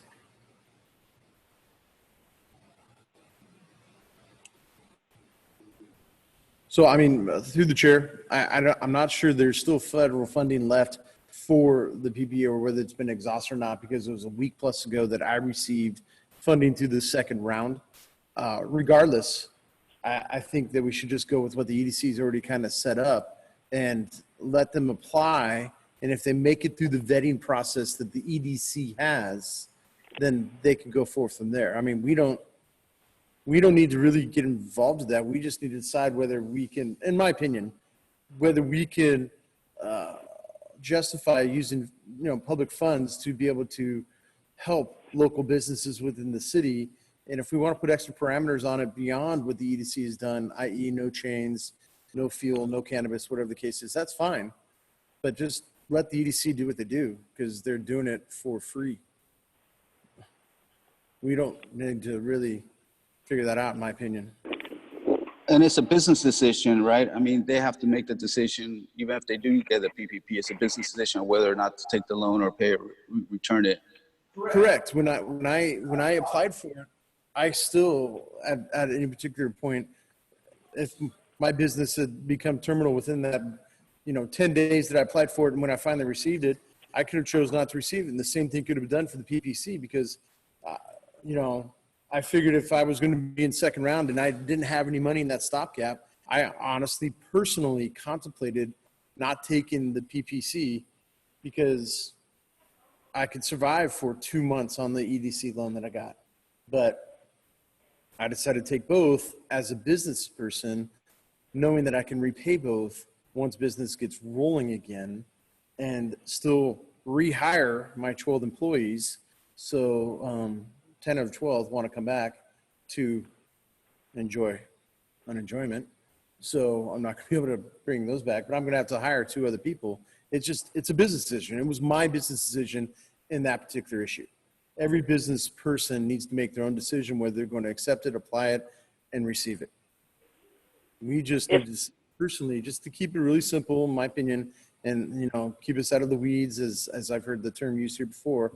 If we could come to a consensus on being able to fund it and let the EDC administrate it with input from our staff, and then just let us know how it goes. I don't think we need to put parameters on too deep. I don't necessarily think we want to do it. Mayor, if I may, this is Brenda again. Can you hear me? Yes, please move on. Please, Brenda.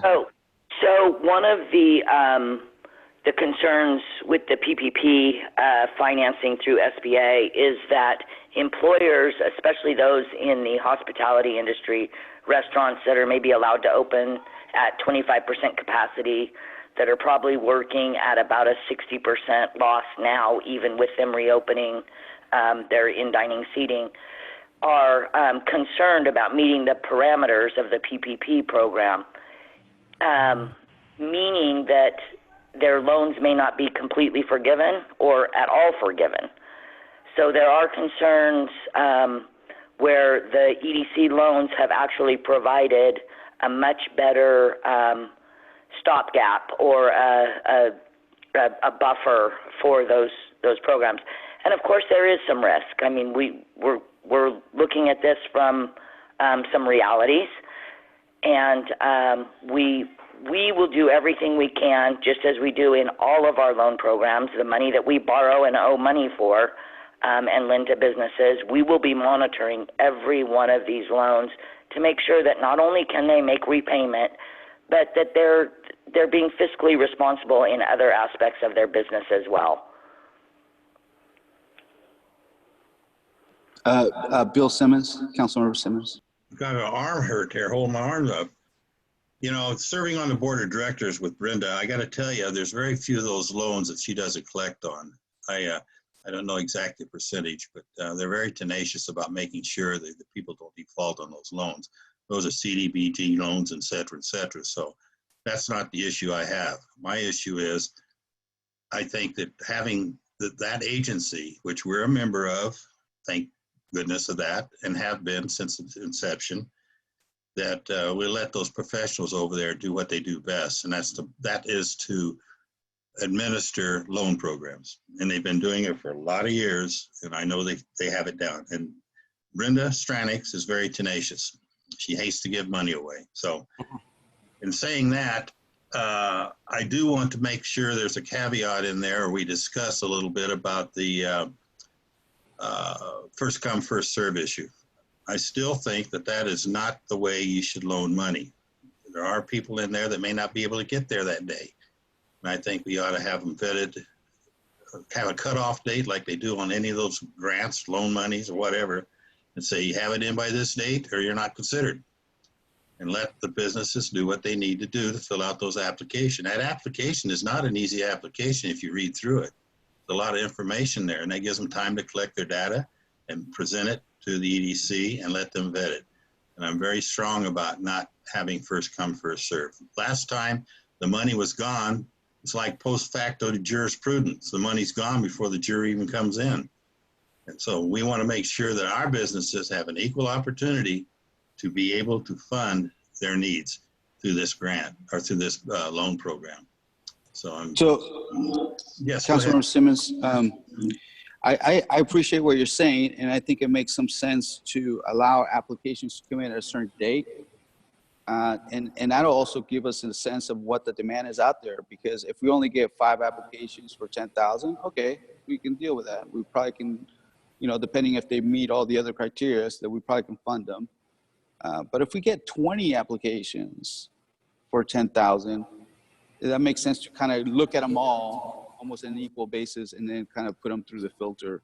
So I can agree with you, but then I also will tell us something else, that there's a lot of demand out there for these dollars, and maybe we need to come back and reflect and put more dollars into the pot.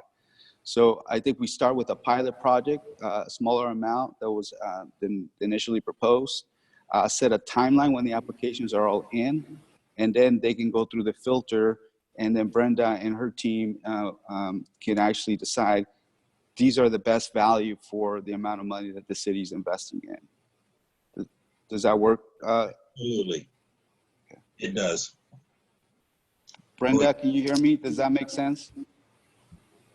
Mayor, if I may, we would need you to help us develop what that criteria is, whether it's value of sales tax production, whether it's value of gross wages, whether it's value of number of employees. We would need you to help us guide what you think is most important. All of them. Be done. Brenda. Could that be done with Jonathan's assistance? I mean, I think Jonathan probably could give us a sense if you have 30 applications and we can save with the combination of 10 applications, 100 jobs versus 10 jobs. I imagine that you guys can come up with something without, I don't want to get too much in the weeds, but I trust that you'll see what the real need is out there. Brenda, I guess I want to agree with Vice Mayor. I want to move forward, get the funding going, get the application, and have you guys staff kind of dedicate some time based on what you hear from us and put those things forward. And that's why the pilot project might be a good idea, to maybe limit it to $50,000 or $75,000, so that we limit, we see how it worked, and then we kind of move forward from that. I just want to get Brenda's reaction on that. So the one thing that I would recommend is that we set the criteria in advance. Jonathan and I can certainly work on that together, but we keep the electeds buffered from making any kind of decision after the fact.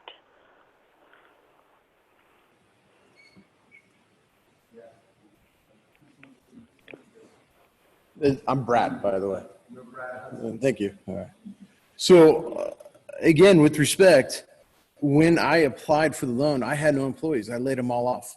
There are businesses right now that probably don't have any employees that are just trying to keep things plugged in and doors locked. Why do we need to make any decisions on this? Let's let the EDC do what they've done for the 2 other jurisdictions that have funded this and just let them do it. With respect to what my fellow council members are saying, I get it, but this didn't really need to get this convoluted contemplated. I mean, the EDC does this job better than any decision I'll make here tonight or in the future. And in my opinion, they're better making a decision process than anybody on the council might be in this particular moment. And I'm a business person. So I say just let Brenda do what Brenda does, working with our staff, and not bring it back to this council. Let's just, if we can make a decision on how much we might be willing to fund for a loan process through the EDC tonight, that'd be great. Just keep it simple. KISS. Keep it simple. The only other thing that I would add is that I would like the council to decide whether local nonprofits would be eligible for the loan program.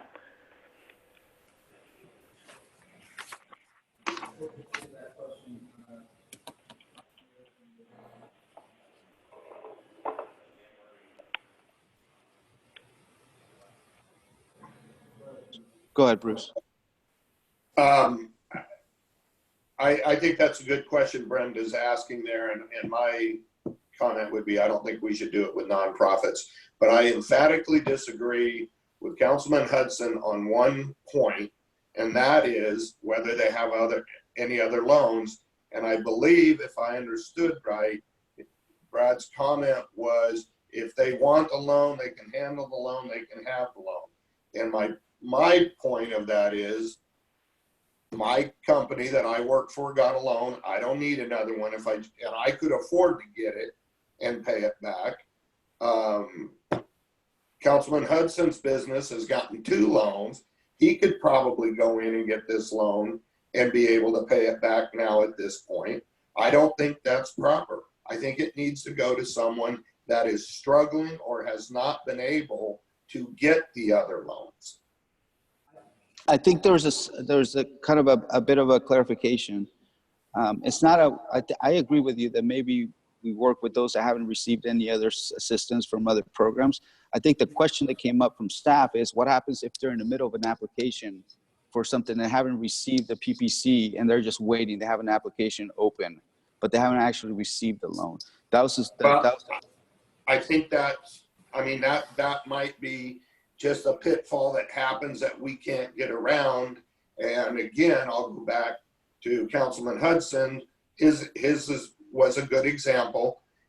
He wasn't getting it at first in the first round. He got the secondary loan and then came back and got it in the second round. We can't control that, and I think that's okay to let happen. But again, if you've already received funds, correct. This program has got to be for somebody that cannot or has not been able to get other funds. I think both of you said the same thing. I think, or maybe I won't speak for Hudson, but I think what I heard was, I'm okay if they haven't received another, not to loan to someone who's already receiving assistance from another program. But I think the question came up is, can you apply for this funding even though you still have an open application with the PPC? And I think you said that's okay with me because they don't know if they're going to receive that. Right. Yeah. Yes, that's correct. Now, it would be nice if they were able to come back and say, hey, we don't need it now if we haven't funded it. But again, if the loan is after the fact, I don't think we should worry about that. I just think we should direct it to the most needy of it. Okay. Thank you.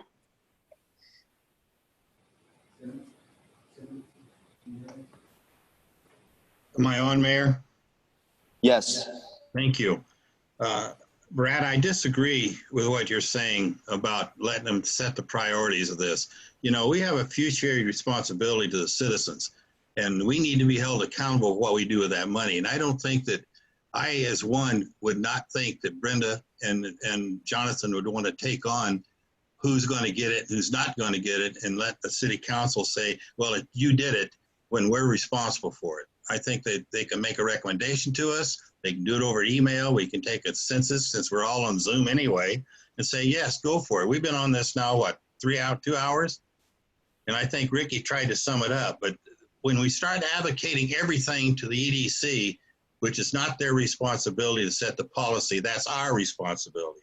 And I understand what you're saying, but you cannot advocate that. We've got to be held accountable for it. So. Okay, thank you. I'm gonna, I think Jonathan wanted to say something, and then I'm gonna open up to the public. Go ahead, Jonathan. Oh, perfect. Thank you, Mayor. So if you look at the over 400 businesses in town, about 350 of them are small businesses. There's a huge amount of demand out there. My concern is that we overwhelm the system if we leave this window open too long. We're going to get too many of them in there that we then have to vet based off of a certain criteria. Now, if we set parameters to begin with, like we said, no franchises, okay? There's one set of criteria that would eliminate or narrow down the market out there.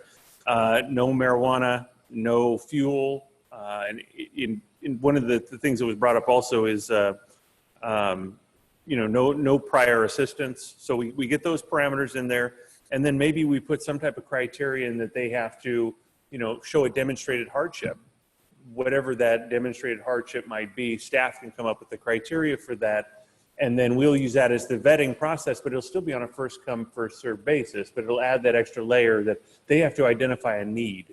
And that need has to be great enough based off of a review of staff or based off the criteria that staff puts forward to warrant going forward. Because like I said, we leave this out here too long, you're going to get, 40 applications plus. And then Brenda's time is going to be, involved in this whole thing. And it's going to be hugely cumbersome. So I'm just throwing that out there as kind of a caution. The first come, first serve kind of sets the parameters of who they're going to take in. I think with the added restrictions that staff has mentioned tonight, as well as a demonstrated hardship that we can get through this thing and fund some very worthy projects given the amount of money we actually have to give. That's all, Mayor. I'm gonna open up this to the public.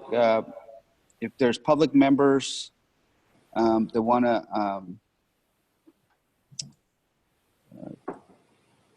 say something, please raise your hand on the attendance area, or I see a raise hands from Mr. Tusinski. Can we get him on the line, on the phone? Honorable Mayor, can you hear me? Yes.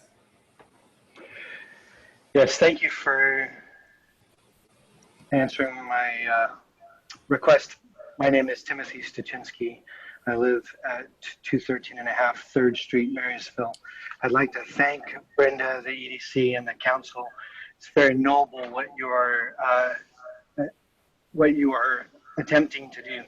I'd like to redirect your attention to the report given to the council a few weeks ago about the fiscal impact that COVID-19 is going to have on the budget and tax revenues that the city of Marysville will endure. It is my concern that there has not been enough discussion of how this will financially impact the city of Marysville. My question is this the best use of taxpayer funds, specifically for the city of Marysville, given its financial position and future? I will say that I have been a recipient of the Sutter County assistance through the EDC for our business in Yuba City, and I'm extremely grateful that that was made available. But I feel like the city of Marysville is in the same position that our business was, and time to be scrappy and to take care of the services that you have at your need.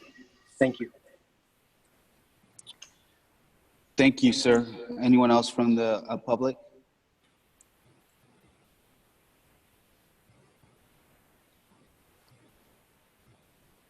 I don't see any hands raised in the attendees area. So I'm just going to assume that there are no other. There's a comment. Let me see.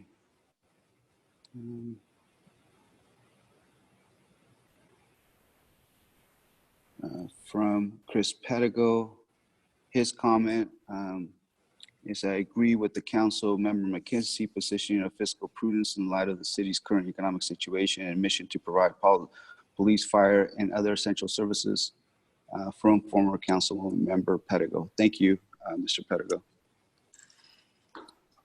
Any other comments or chats?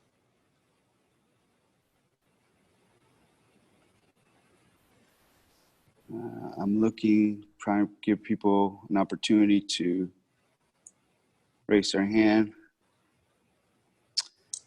It'd be great to hear from our friends from the chamber. I see Marnie Sanders is online. I don't know if you have a second to get her online to get the perspective from the chamber. Marnie Sanders.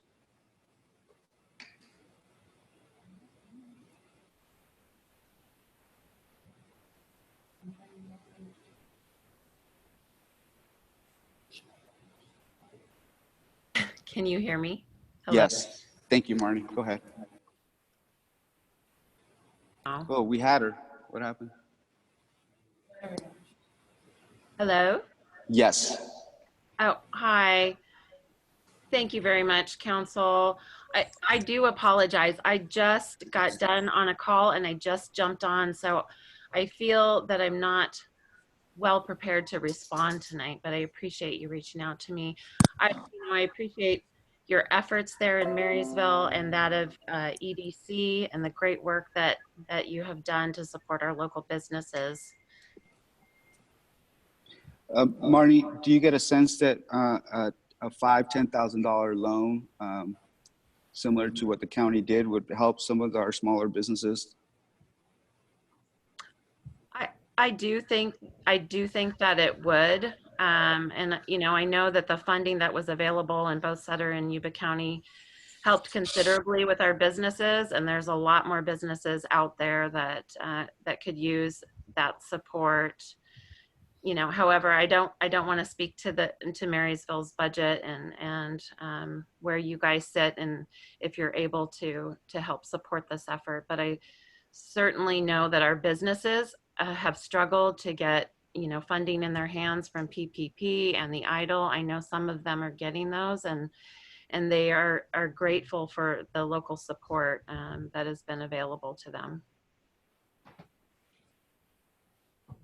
Thank you so much for a few words, Marnie. Appreciate it. Yes, thank you very much, Council.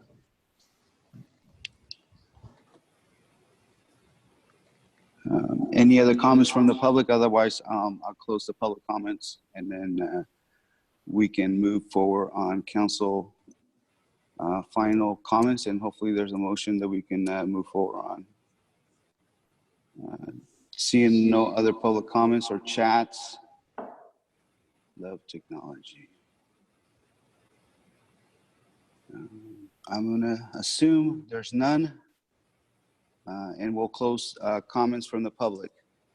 Let's just go, here's my thought, and we can move forward. I think we're pretty close. I'm putting something together. I believe that this is a great way to use our public funds, and the public funds that were generated by many of the businesses that are in our area. I don't see that we're doing them a favor. We're actually supporting them and to move forward and then continue generating the sales tax and public dollars that they contribute every day when they were open. So I see this as the best use of our public funds to support and make our businesses survive this unique situation that we all find ourselves in. And so I think this is a proactive action. If we can lend money. This is not a gift. This is not spending money. This is a lend. So in our balance sheet, these notes will come out as an asset on the other side of our notes. So it's not, so although it's not as liquid as cash, I think it's a good investment moving forward to assure that we can assist and support our tax generators in our community, and also those who are, hiring people and creating jobs in our community. So I think we're pretty close in creating a pilot project that is not $150,000. I suggest that we get to a $70,000 amount. I believe that we do have it in our bottom line. We've worked really hard to create our reserves, and the dollars that we are, I know that we're not going to be, I think we're probably in the best situation when it comes to the other local cities and counties when it comes to actual reserve levels. I don't believe that any other localities around our areas have a similar locality, so I think we are in a good position. I do agree with Councilmember Simmons that maybe we don't do the $150,000, that maybe we do something lower. So, and I think we do loans that are smaller to support those smaller businesses, and we set the criteria that are brought up by staff on just leaving it to the first come, first serve, no franchises, no, I wish I could read my, no prior assistance, no gas stations, no fuel stations, no marijuana businesses, and that they show hardship. And so I think that's a good pilot to move forward on. But I'd like to hear from the other council members. So we'll start with Simmons, and then we'll go McKenzie and Brad, and we'll finish off with Vice Mayor. So Mr. Simmons. Thank you, Mayor. I agree with everything that was said. I feel that if we move forward with the $75,000 and restrict the amount of money they could borrow for like on that, I don't totally agree with the private nonprofits being eliminated. They are business. They buy a business license and they do pay taxes. So I think that we should not be eliminating anyone other than the fact, size-wise, that my colleague, Mr. Buckvoli, suggested that's absolutely correct. We need to make sure that the 501c3 is a Marysville 501c3 and is supported by the city of Marysville. So that would be the only exception, but I agree with Stephanie. I think there's some opportunities there for us to, even after we do the loan program, to be able to do some other things to help the businesses, the business license and reduce fee on business license. I know that all affects the general fund, but we can't just loan money and throw money at things. That seems to be the way we do things a lot. We throw money at the wall and see if it sticks. But I think we have to sit back and see what else, and staff can help us. What else can we help the businesses with that'll make their life easier, where they can get back on their feet? And that's how I feel about it. And I think we could move on with this, get a good consensus and a vote, and put it to use. Bruce, I totally agree. Mr. Hudson? So I'm not opposed to any of the recommendations that came down. I do too agree with Councilmember Simmons that we should include nonprofits just because it is a business to a certain degree. Even though they're not there for the money, they do have to operate like a business, and they do have financial hardship as well. But, a $75,000 top, and we make the recommendations as you wrote them down, Mr. Mayor, and then let Jonathan work with Brenda Stranix at the EDC and kind of go from there. And I think that is a good step. I mean, I'm the one who suggested that we have the discussion on the topic because as a local businessman, I understand the hardship of this situation that we're in.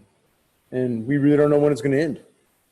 But for many businesses, it's day to day to day to day. And that's what it kind of is. And sometimes if I know that I can breathe for a month, okay, we're good. So It is a very difficult vetting process going through the whole thing. I mean, all the information that you have to put forth is pretty much the same information that you have to do through the PPP program. You know, as I remember everything I wrote out, and the first come, first serve situation was with everybody that had a complete packet. So I took my time and made sure that when I send everything in originally, I made sure that I had that complete packet, because being a former state employee, if something's not complete, it gets kicked back, then you get told a month later. So it's just kind of one of those things that I was very thorough, and that's part of the vetting process, making sure it's a thorough packet, first come, first served basis. So that's my thoughts on it. I agree with many of the suggestions you've done, and I'd like to come up with a consensus and make a motion here soon.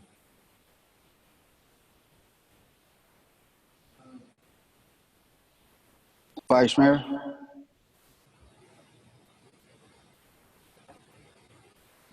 He's muted. I got something weird popped up there.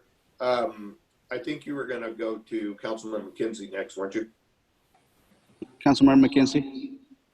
Yes. All right, thank you. I am echoing. Is that better? I really appreciate everything that's been said, and I know, I have every bit of compassion and concern for our businesses, but I still think that we're the wrong funding source for these things, although I do want to support them. So I think it's smart to lower the amount if that's what we're going to go for, but I do still think that it would be better for us to do the other things and then let a true lending agency do business loans for our businesses. Thank you, Councilmember. Vice Mayor. Just a couple quick things. I get the first come, first serve, and I think that's okay after vetting. But as Jonathan stated, I do think there should be some type of a deadline, so they're not taking in 40 or 50. Hopefully we're going to get 10 or less, but I do think that could be thrown in there. The one thing I just want everybody to remember, if we move forward and we start not having people pay their business license or their utilities or whatever, if we're just putting those out further for them, one, is that a help for them? And two, we have to remember that that's not money that we will recoup most likely later. In this particular case, these are loans. We do expect to recoup the money. So I don't want to start giving away parts that really will bite into us. But again, for the most part, I believe the way you've summarized it, Mr. Mayor, is good. I think we pass it to Marty and Jonathan along with Brenda, and let them put this together. And I'm good with the 75, whether it's 10 at 7,500 or 7 at 10, whatever that works out. But I do believe we should make a decision here and move forward now. Thank you. Thank you. I do want to give, is there a chat there? Okay. Thank you for that. Sorry about that. I had, Jonathan, what was my question to you? Per other programs, I know you've been working on other projects, including looking for an application with the CDBG CARES program. I know you're putting together a Zoom video for the brick and mortar folks. I know you're hustling out there. Can you kind of provide us some of the things that are going to come forward from your department so you can get a sense that kind of this is not only the only thing you've been working on. I know you've been working on some other things that are going to be brought forward as some of the things that can also support our businesses. Go ahead. We've been coming up with a very comprehensive approach, looking towards the needs of the businesses and try to identify how we're going to meet those needs. Generally, we're looking at different funding sources through grants. There's a number of different ones through SACOG, through some of the federal channels that are out there. And in fact, this next meeting will be coming forward with one potential concept that would bring, if awarded, would bring funding to small businesses in the community. So one of the primary focus for us is looking at the funding sources and how we can offset some of the financial hardships with our businesses. At the same time, we're trying to work on an education packet to try to help businesses right now figure out how to move forward.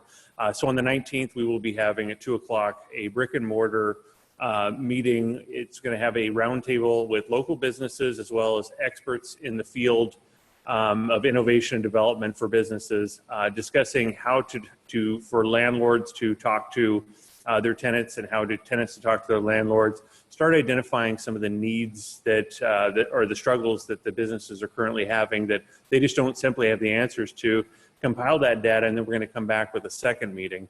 At the end of that meeting, there'll be a business renovation or business overhaul of 2 businesses in town. Basically, we're taking the window redesign that we had, the money, and we're repurposing it for COVID-friendly business development, how to maximize space given social distancing and maximize profits.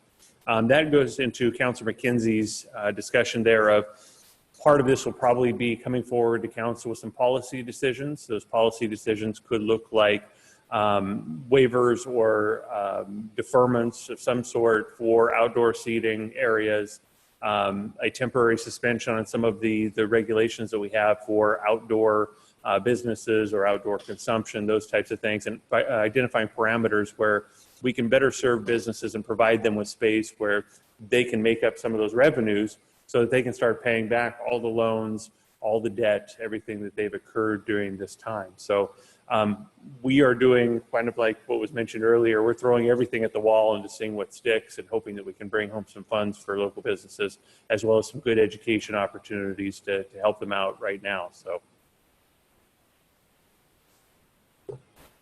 I know you had been working on those things with Marty, and I just wanted to make sure that we understand that this is just another step forward in supporting. And I think as the orders seem to be changing from the state and from the counties, this seems to be the exact right time to get some monies out there to support our local businesses that are generating the tax dollars and creating the jobs in our local area.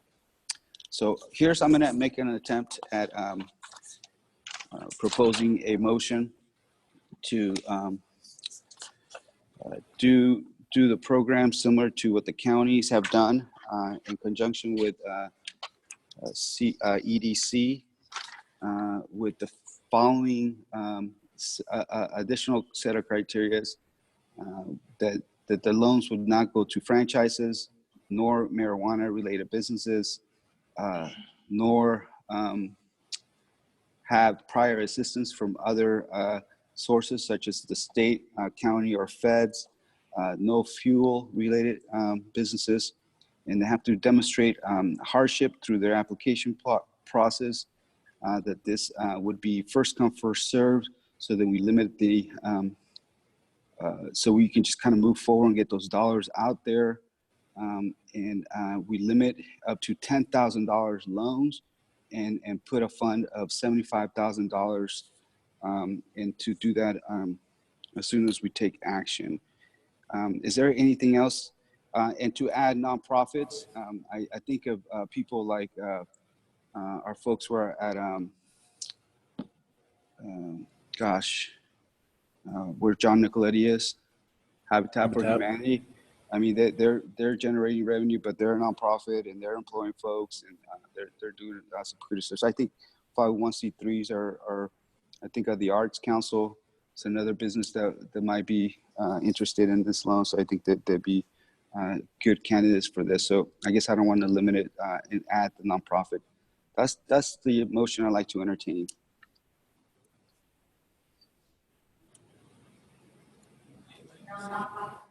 Include it. So I'd like to entertain a motion.